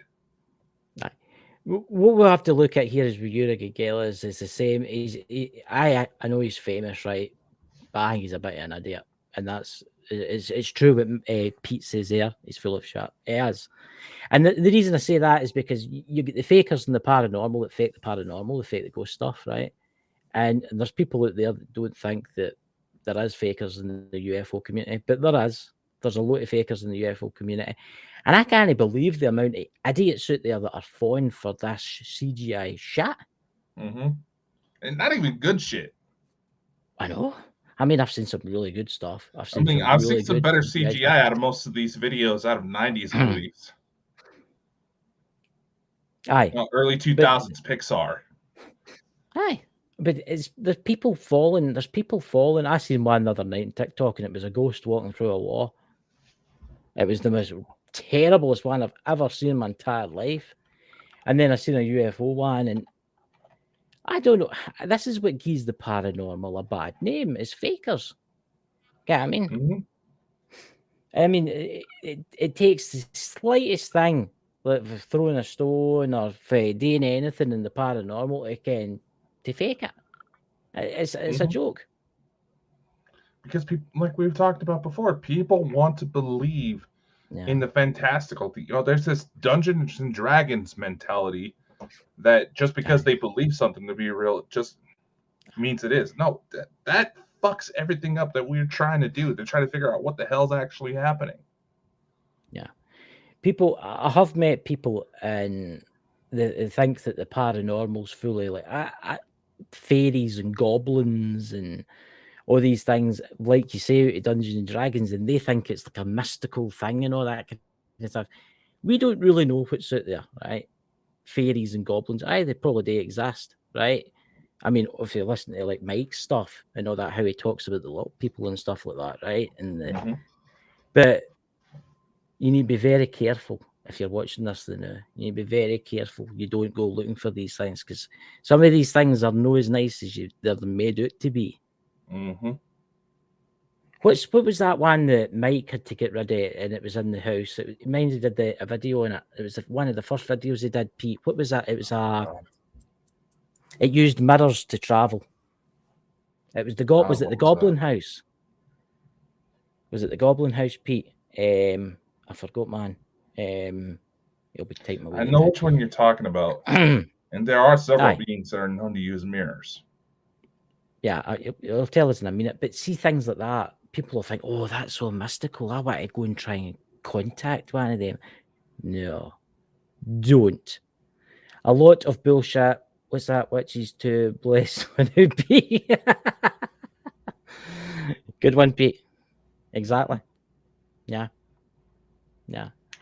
There's a lot of shit. There's a lot of fake stuff out there. But I'm going to say this, there's a lot of good ghost hunting teams out there and there's a lot of good UFO people out there. But it's always them that don't get the views. It's always the folk that fake stuff. I know, which always blows my mind because a lot of those people, the genuine ones, if you actually look carefully, the stuff that they're doing, the stuff they put out actually has the most backing to support this stuff is real. I'm not saying this stuff isn't real, and we bouncing back to Gary Geller. Maybe he's telling the truth that he actually got to see those things. You have friends enough of it in high places, they'll be more than happy to show you the shit. That's fetches. I knew it. Thank you, Pete. Damn, I remember that. They were fetches. I have scars on my arms and back from that one. Aye. Yeah. Get nasty. I watched your dad's video on that, and then one night I was sitting talking to him on Twitter. And he was telling us all about it. They tell us stuff that obviously didn't talk about, and that was terrifying to think that there are things lurking about in the darkness. Because you also got to be careful about how much you actually put out of the genuine stuff, because people can psych themselves out to the point. Either you have a psychosomatic effect to where they're essentially manifesting, for lack of a better word, these anomalies, or some beings are that much of an asshole to realize, yeah, this person's easy prey. Yeah. As soon as they realize if you're an easy subject or not, as soon as they realize that they can latch onto you and you take you somewhere. Mm-hmm. I mean, a fetch. I don't. How obviously you have to use like trap a fetch and a mirror, don't you? Yep. To get rid of it, right? So it makes you wonder. So just think of it in this sense. Imagine going to an antique shop and think, oh, look at that lovely mirror there hanging up. I think I'll take that home to my house, and then all hell breaks loose. It's a very scary thing, guys, and you need to be very, very careful what's out there. I've always wanted to go to if you a go hand shop and have the employees freak out about something. It's like, I'll take it off your hands. I would say that go to reputable YouTube channels. Don't go to see the big YouTube channels out there that every single show of the day there's a ghost or there's a cup floating in front of somebody and all that. It's fake, right? We ken that. I'm not saying that there isn't poltergeist activity and stuff like that, but you want to go to reputable ones. See, Emerald Isles Paranormal's actually going away this week, coming back to Leap Castle. But you want to go there, didn't you, Dakota? And Redwood Castle too, I think. So remember and check them out, guys. But you want to see places like that. I mean, Leap Castle. Can you imagine being in there, Dakota? Can you imagine how exciting that is? That would be interesting. Yeah. Was that one's dad named them? They got violent towards us. See, that's Pete. We need you to come on the show one night, man. We need you to come on. Well, if you want to, I can give you Dakotas. You know, you can come and work in your farm for free for a couple of months or something like that. You know, to pay it off to come on. You know. The fuck you soliciting me for? Oh, I'm soliciting you. You're soliciting me to see the Bigfoot. You'd be wanting to see the Bigfoot anyway. They might come and visit you in the night when you're in your bed or something. I've already dealt with Bigfoot. I'm fine. I actually go out and go check out this shit. Just because I'm not posting every 5 fucking seconds of what I'm doing. Yeah. God, some of these people are so attention deprived. They're willing to post the fact that they took a shit just to get views. Look, I'm going to say this. YouTube is dying. Like, see YouTube. It's not as good. Everything's police now, and this is where we jump on the UFO subject now, and the conspiracy subject. How everything is just YouTube. I got a bone to pick with YouTube now. Oh, why? Why is that? Okay, going back to the Nobby incident, as you so eloquently called it. No. Hey, if Jenny's that lonely, you know, there's apps for that. But so the main reason why I was asking what YouTube channel, focus, damn you. You were telling me that the video that you tried to do with Jenny got taken down. Yeah. That's why I was wanting to look around. Apparently, at the same time that you had all that go down, one of our backup channels had a community guideline strike. Yeah. And to where we can't go out live on it. I can't post to it for about a week. A little under a week now. And I'm just like, and it was because what I did is YouTube added this little feature to where you can use RSS feeds to connect podcasts to it now. So, being that it's one of our backup channels, I used it to help back up our audio. A video we had talking about the GB jab, as you call it, was the one that got flagged for medical misinformation, even though they're trying to say, according to the World Health Organization, that all the vaccines are safe. Tell me, how many investigations are open now because of the number of heart-related incidents ever since the vaccines got rolled out? I know. That's horrendous. It's official investigations. Why the fuck you harassing us? And why is it they're only tackling the lesser known of the channels. That's the part that doesn't make sense to me. If you wanted to start targeting people, you would target, if they have multiple channels, the one that where the most views gets. Yep. But I don't know why they do it. That's quite interesting what Emerald Isles says there about, I'll bring it up. We hear it great experiences from great locations, Leap Castle and must go. We can show and let you listen, but you go to experience it and be there. Exactly. We need to Bolden Bonkers live for Leap Castle for the dungeons. Will we actually get a decent signal from the dungeon?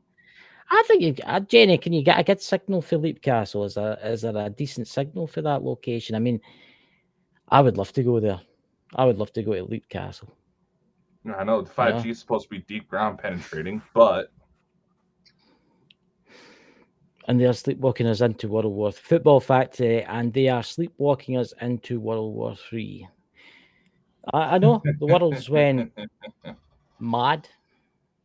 What's that for? World War III. That's the issue. A lot of people assume that World War III is going to be a lot like the first two World Wars, where it's guns and bombs and knives. No, several intelligence operators have come out saying that World War III is fought by proxy wars, countries getting involved in conflicts of other regions. What exactly has the United States been doing? Ukraine, Israel with Hamas. World War III is already here. No one wants to just admit it. I think World War III's been here for a long time. The use of nuclear weapons, I don't think they're mad enough. Plus, I think they've all been turned off. Because if you're just supporting other nations in their conflicts, that's just something the allied countries do. Then you won't have the people freaking out about their significant others going to war. It was quite interesting. I was watching an interesting program the other night. It was to do with the Russians and the Americans, and the guy was sitting down with the Russian ambassador, right, in America, and he says to me, he says, do you honestly think that there'll be like a third world war? And he says, look, in this Russian lingo, he went, look, it's not going to be us that causes it. He says it's going to be yous that cause it. He says we're not going to make the first step. Yous are going to do something. And I can guarantee you, we will not press any buttons. But that's the thing. You came at Putin's light. Look what he did. I mean, who do you believe? That's the thing. That's the whole point. The Russians had their own propaganda against Americans. Yeah. Americans had the propaganda against the Russians. We're fighting. It's like nobody has actually gotten out of this goddamn high school clique mentality and needs to grow the fuck up. I'm going to say to you that America and Britain and all that, we are living in a new kind of era, right? Let's face it, we're living in a new kind of era about the technology and stuff like that. We are needing to be more accepting. We are needing to be more accepting for what's happening in other parts of the world. So we're needing to end all these wars. We're needing to help these countries that we've bombed the fuck out of, basically. I'm sorry about my swearing, guys, but they have. I mean, we just need to look at the West Bank with Israel, right? We just need to look what's going on there. Yes, what happened there was, well, all that was bad, but come on, they're killing families and all that kind of stuff. They're leveling it. And I'm going to say this to now. See the West Bank. There's more of that than meets the eye. Did you hear the news about the new canal that went put in? Oh, what's that? Right, see how you've got the canal down. Is it the Suez Canal it's called?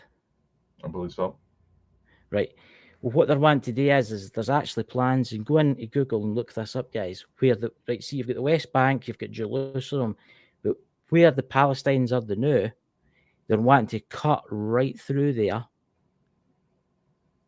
so they can put their own shipping lane in. Now, the Suez Canal upfit can only take one ship at a time, like one ship, then another ship, and then another ship. They can't have them passing. Well, this new canal can take like 4 ships at a time. So it's like 2 going down and 2 coming past. So can you imagine how that would open up transportation? Just Google it. Trust me, Google it. And it shows you the canal cuts right through Gaza. So basically, they're saying that once this war's out, Gaza will exist. Plus, they found oil too, which is interesting. Funny. Why does that sound so familiar? Rich people wanting to cause land development. All of a sudden, some sort of disaster turns up to eradicate what's already there. Why does that sound so familiar? Lahaina. But here's the thing, Tay, right? Here's the thing, Tay. I mean, you would think that what happened to the Jews in World War II would have learnt them, right? Would have learnt them the mistakes of like terrible people, right? But now they're doing exactly what obviously they're not like gassing them in gas chambers, but they're killing people, they're killing women and children. Aye, there's terrorists there and they have to deal with them, right? But come on, there's no need to kill women and children. Hamas launched an attack on an innocent population in order to cause fear by targeting a culturally significant event, common terrorist motive. However, the Israeli army, they have a well-known target.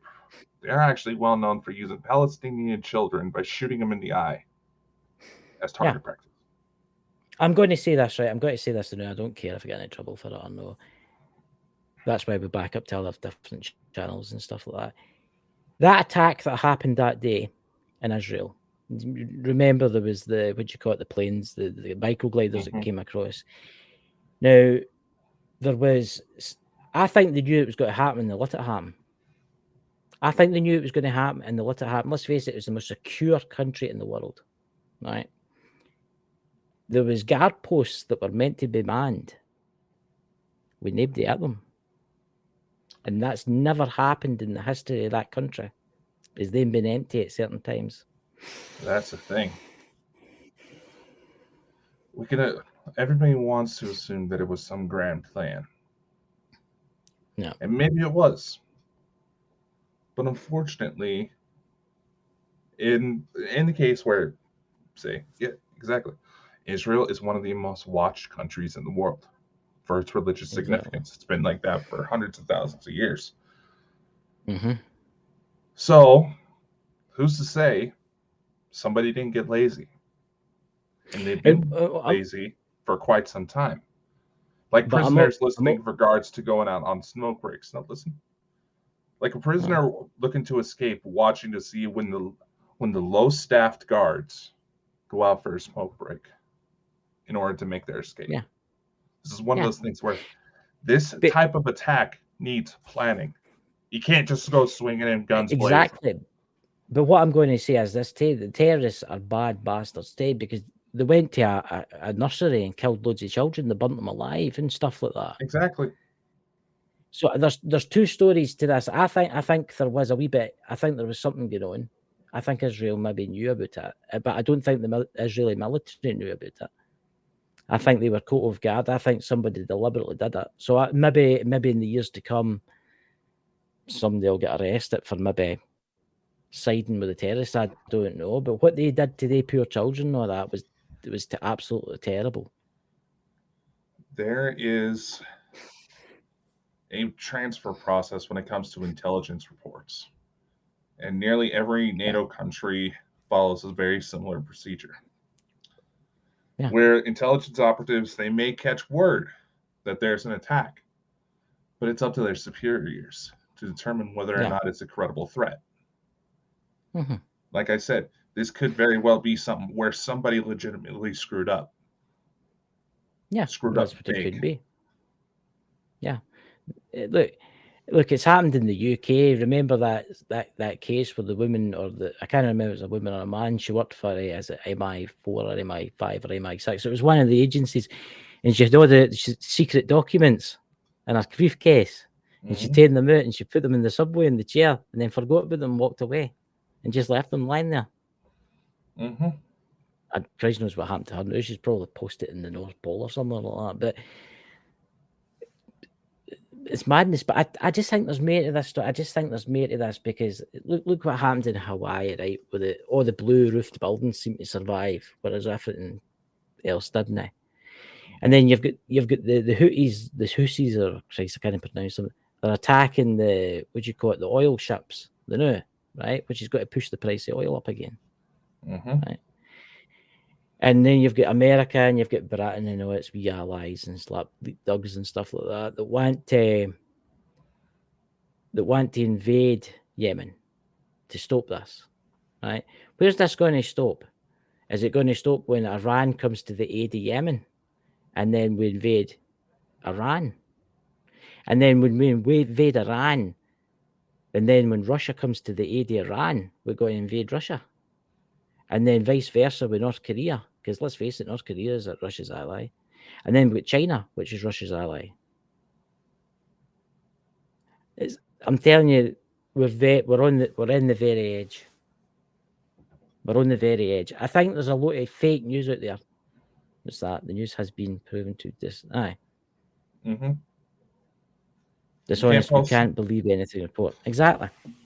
We can't believe why everything that's coming out when damn near every outlet is owned by the same people. 3 financial agencies hold stock in about 90, I think it's like 90%, 97% of the world's industries. Yeah. 3 agencies. Who's that? And they all intertrade with each other. Who's that? Oh, I've got a guy in my head. He's American. He's a billionaire. And he owns a lot of the news agencies in America, like CNN and all that. What's his name? Fuck. He owns a lot of and he controls a lot of the news media narrative. And that's what's happening. All these people that want more money, they're running the narrative. They're running what news they want to play. Exactly. I remember when the war first broke out. I remember when the war first broke out in Ukraine, and there was people posting things, and this was like CNN was posting like pictures, and you look at it, and you look at the picture, but then if you go and research that picture's like 6-7 years old. And it's like it's the same with the old jibby thing, where it's the hospital room. And they say, "Oh, look, it's spread to Spain," and then they show you a Spanish hospital room, which is exactly the same hospital room as in France. Strangely, it's this, and it's got the exact same thing. It's got the tissue on the floor and the same box in the corner with the same. I know, but that's the thing. Let's go back to that video of the xenomorph thing I showed on the show a few episodes back. Even the guy who created that video, he has to come out nearly once a year, because news agencies are circulating that footage without actually checking into it. It's either there's one of two things happening in that. Either it's deliberate misinformation or a bunch of fuckwads running the news. Probably both. It's probably both. I mean, I have to laugh because in the UK we've got the glorious BBC News 24. And they've got a special program now called Verified News, right? And what you've got to laugh at if you do your research, ladies and gentlemen, is the woman that runs Verified was actually done for misinformation, for faking news years ago. And she runs it.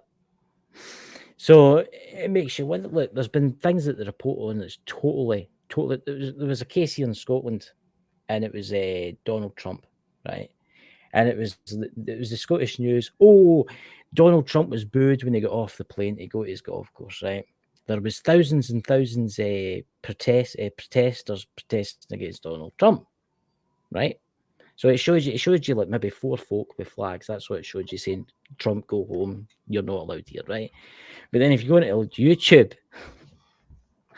and look up what somebody filmed on their phone, there's like maybe 1,000 people saying, "Welcome to Scotland," with Donald Trump hats on.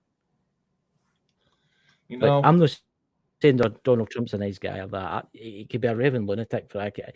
We need somebody. We need somebody in. Maybe know him. That guy. Would you call it? Kennedy would make a good president. I would love to see what would happen if Kennedy managed to get in. But that just reminds me. Let's go back to the Trump administration when he was still in office. annual visits to the troops. All these different news agencies were trying to report that Trump wasn't doing it. He wasn't going to go see the troops, which was tradition for the president to do. Yet, a few hours later, he shows that he's arrived at the bases in the Middle East.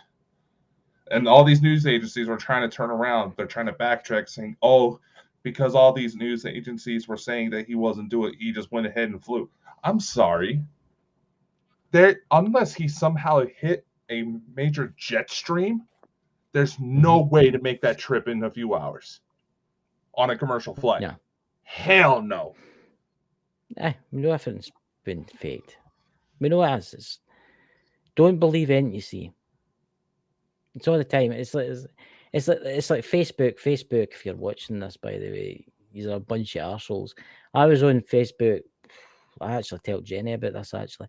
I was on Facebook maybe about a week and a half ago, and there was a video where Chinese people were torturing dogs, burning them alive, basically. They were torturing them, right? So I reported it, and it's not went against our community guidelines. And I'm like, what? They're torturing animals? Oh, it's not going against our community guidelines. But then somebody posts a video or a picture of an alien that's instantly taken down. I mean, the world's messed up. It's really messed up. And unfortunately, a population that's eager to try to make themselves into something they're not, fuck things up. I mean, look at some of the stalkers we've had since we started this show. Oh my God. Look at the problems I've had. Look at the problems I've had in my channel. Exactly, I mean, exactly. And hey, I'm just saying, man, those people are getting to the point where we're being asked to assist in a police investigation. I know it's ridiculous. No, I got the email this morning. Did you? Mm-hmm. What did it? You don't obviously tell too much. I can't really tell too much, but nevertheless, some people who have caused us problems have caused other people problems, and there's been numerous reports being put out. So, doing the due diligence I have, knowing that these individuals were causing problems, I made sure to send them what I had. Whether or not it leads to something, I don't know. I did my part. Yeah, well, they shouldn't do it. Look, there's a lot of people getting attacked. Their channels get attacked out there for the most stupidest things. Jealousy is one of them.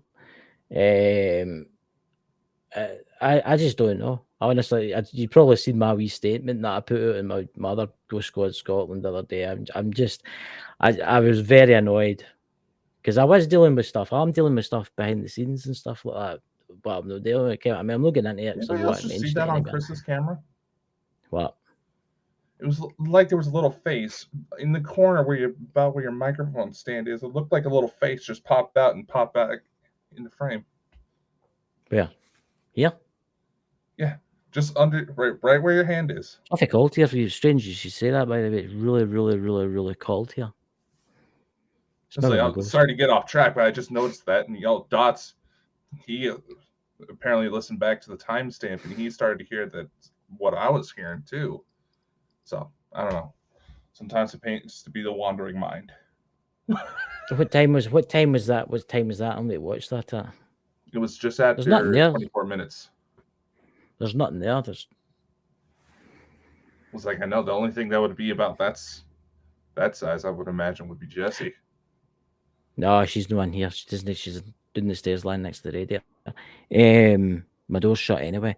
Maybe it's Nobby. Are you having sex with ghosts again, Chris? Well, I'll tell you something new. See, that's something. Has that ever been actually? That's actually a good point there. Has that ever been actually recorded by like a professional paranormal investigator? Well, if I'm not mistaken,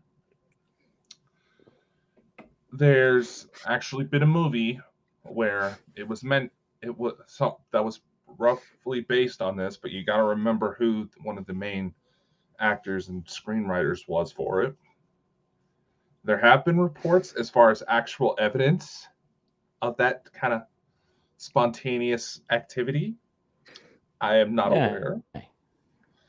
But I do know that Dan Aykroyd may have heard of an incident and put that as the blowjob scene in Ghostbusters.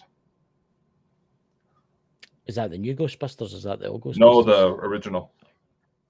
First one. There's a blowjob scene. I've never seen that. The part where the pants are getting sit- Have you been watching something? You've never seen that? Is that like a You have never copy? seen the blowjob scene in Ghostbusters? The part where all of a sudden he's lying in bed and his pants are getting undone and pulled down, and all of a sudden you see him in the face. What the fuck? You didn't realize what that was? No, I didn't actually. I never really thought about that. I never really thought about that. See, there's what's You're how old? I'm 42, but that doesn't matter. But here's a. It says that there was a black thing the other night. It makes me wonder because it might be my house guest.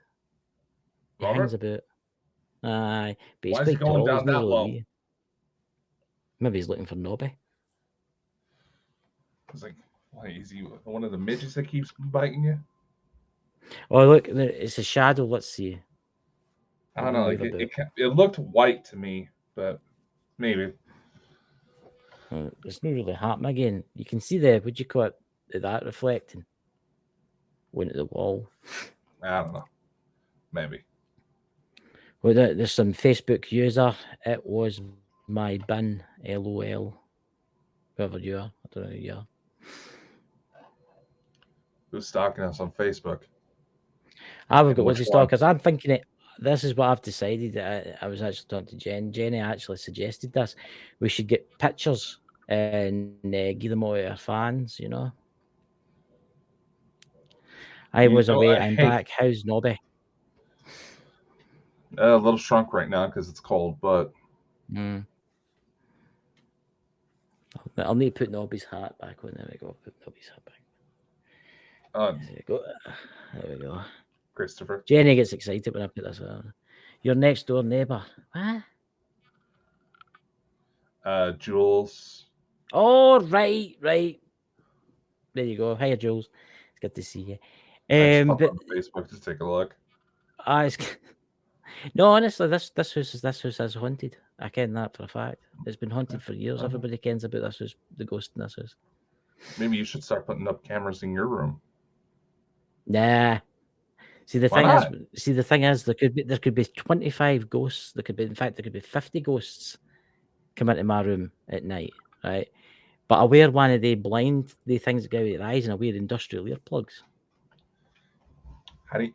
It's like, okay, maybe they're trying to screw with you when you're all plugged up. Get some cameras going, man. You want to save up your money, waste your money on an Xbox? Get some fucking cameras. I'm saving my money this year. I'm saving my money for a holiday somewhere, but you know, Ireland. But how tipping a marlin to there? Tipping a marlin. I'm sorry, Jenna. I wouldn't take you the type for Lucky Charms. Lucky Charms are good. I've not had any Lucky Charms in ages. They're bloody expensive. Can how much it is over here for a box of Lucky Charms? You're talking about $6 or $7. It's going to be about like that over here too. Which is horrendous, you know? Which is crazy. I mean, this village I stay in is quite haunted. I ken that. There's a lot of dodgy places, I mean, where the ghosts are meant to have been seen and stuff that. I just had a random thought. What? Going into ETs, right? Speaking of Lucky Charms. Hey. All right, did you know that if you set out Lucky Charms and an ant gets on it, other ants will treat it like it's a dead body and put it in a graveyard? Aye, because Lucky Charms have actually got the same ingredient as weed killer in it. They have a very similar chemical to what ants actually secrete during their last moments of life to let other ants know, hey, this is a dead body, you need to get rid of it. Ants make their own graveyards. Here's what I just thought. Say, all right, you hear the reports of like the ant people, right? The ant aliens. What would happen if we threw Lucky Charms on them? I don't know. Would it have the same effect? I don't know. That's an interesting thing. But here's an actually interesting thing is see the Lucky Charms cereals. They taste amazing, right? Ended in the chat that likes sugar, right? They taste amazing. But see when you find out what's in them. There's the same ingredients that's in them is used in, is it Weedall? I think it's Weedall. I believe so, yeah. Yeah. And it's actually extremely bad for you. What's that Emerald Isles Paranormal there? I'll bring it up. There you go. Dakota, when are you coming to Ireland with Chris? Do a Bald and Bonkers and Ireland tour? See, that's the thing. Why don't you come out and go to Ireland with me? I don't have the funds, man. Oh, jumping about it there. Which reminds me, I'm gonna have to renew my passport here soon. That I've sent away for my passport. I've half filled in the form. I need to fill the rest in tomorrow. And no, I need to get a. Carry on. What I the need to carry renew on mine. to get a passport? Get it. What do you need to get your first passport? I'll tell you the bother I had getting a passport. I'm doing it online because if you do it online, it's like maybe like 15 quid cheaper, right? But I have to go for a meeting to prove that I'm not a terrorist. It's not as if I'm going to walk into the building dressed as an Islamic terrorist or something with hundreds of sausages strapped in my waist. Get what I mean? But I've actually got to go and prove that I'm British. It's flipping ridiculous. See, if I'd been born in if I'd been born in 1987, I wouldn't need to go for an interview. But because I was born in 1981, I have to get in for an interview. That's what I get told today. I don't understand Really? it. I don't understand it. Nah, I don't understand it. I don't know. But there you go. It's that there. We will Wow. do a GoFundMe in Bald and Bonkers Island tour. I think that'd be awesome. We could take it. Is it the bloody chapel and all that? And we could tie up Dakota, you know, turn the lights off. We'll be back soon. We go from village people to bondage. What the hell's up with you, man? There's nothing wrong with the village people. The village people are great. Honestly, the village people are brilliant. There's a lot of people in the chat That's there that the like part the village people. You're offended at? God, you're turning into woke culture. I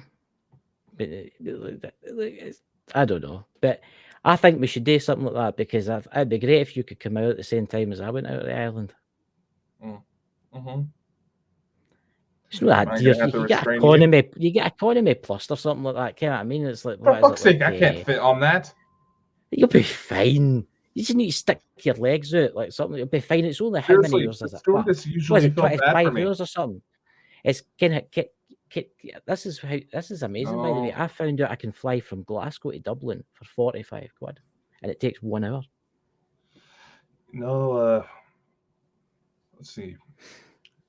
Well, I had to probably end up with the layover, but it took when I went over, it was about a 8-hour flight once we left the States.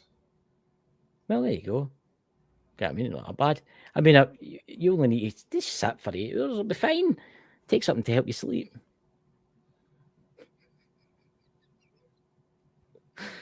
What? I don't know, man. I don't know. What's that? The red lady can have you. There you go. There's Jenny saying the red lady can have you. That wasn't Jenny. That was Lulu. No, no sorry, I'm going Lulu. Sorry, I'm going mad. You know. But the red lady can have her way with you, Dakota. You know. Yeah, I think it'd be awesome. I would like. We could have a pint of Guinness and we could do a live in the pub next to a crackling fire. We could interview Jenny, Louise, and Niall, Emerald Isles Paranormal. We could interview them in the pub. A Bald and Bonkers special. Lovely Guinness. That would my brother will be sitting thinking that would be kind of cool to get to do, but we'll see what the future holds. We'll see what we can do. But look, there's loads of things coming up this year. There's loads of places I want to go. I want to go to Rosslyn Chapel. That would be cool. Rosslyn Chapel's meant to be amazing.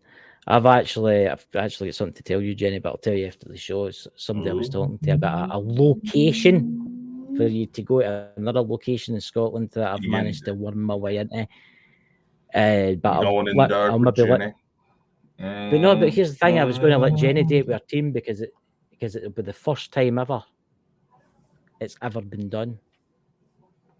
So I'll tell you what it is after the show. All right. You're better getting experience ghost hunters into this kind of thing, you know. I'm good at finding places.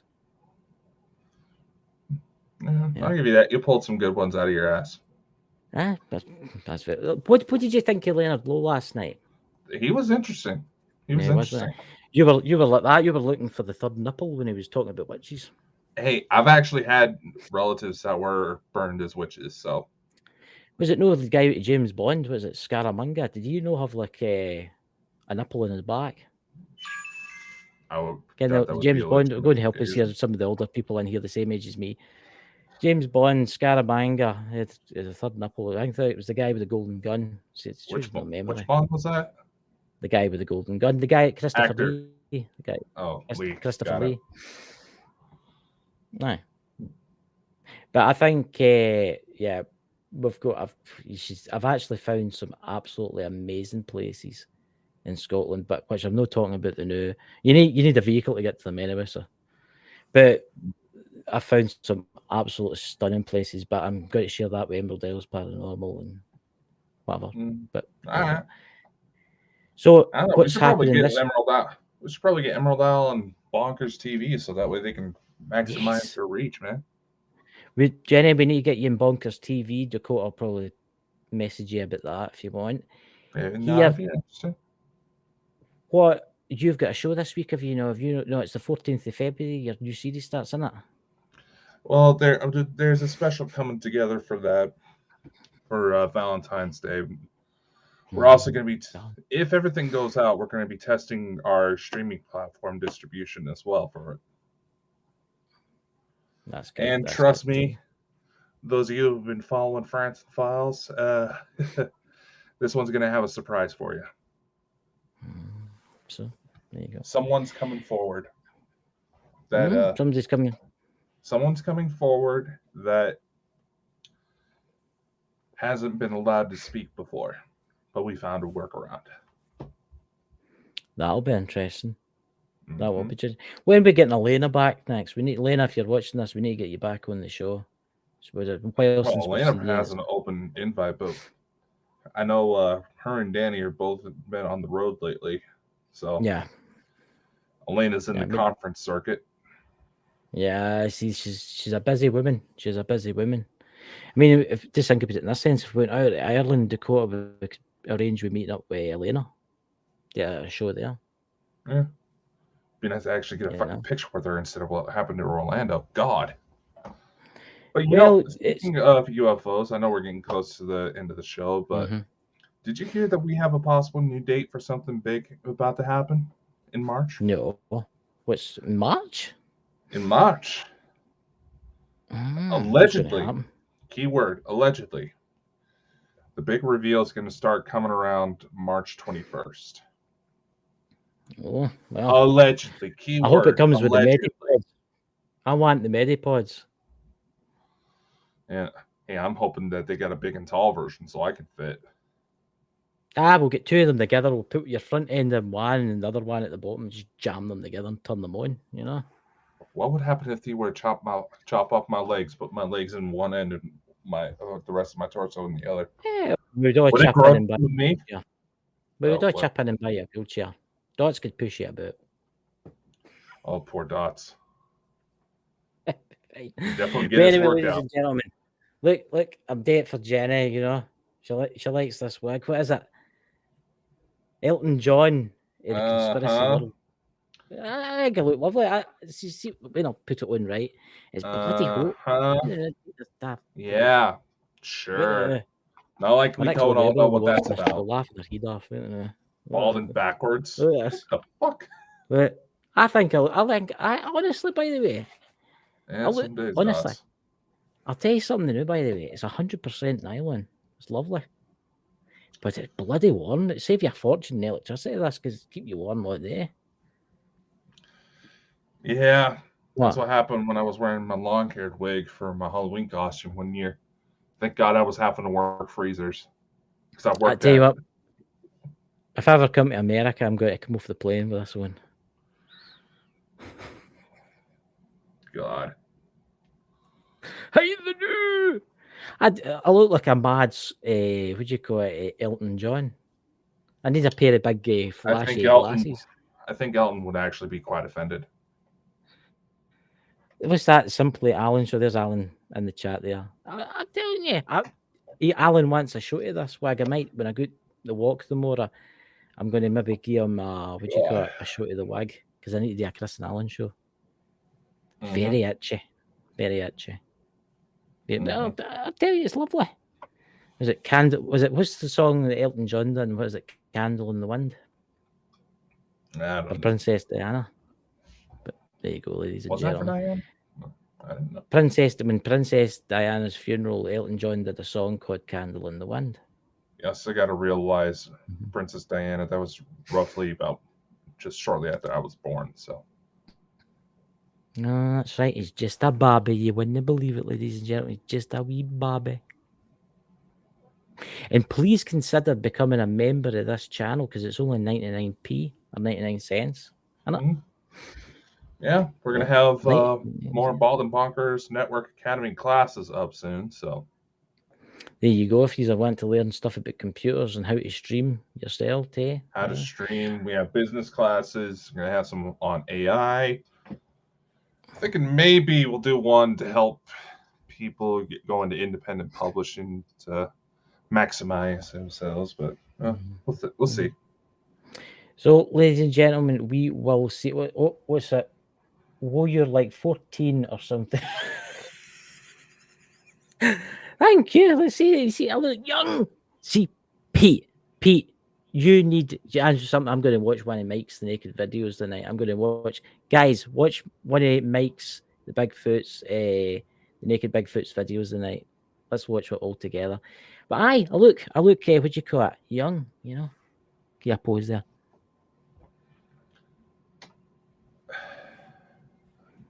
Oh, maybe he was talking about you. You're 14, too. It could be you.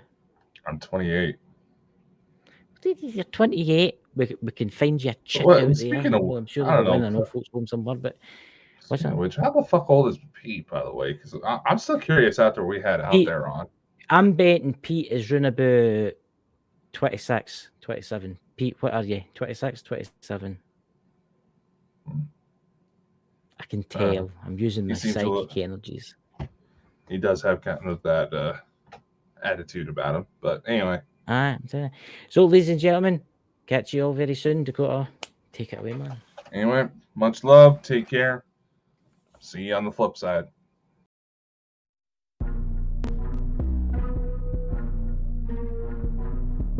This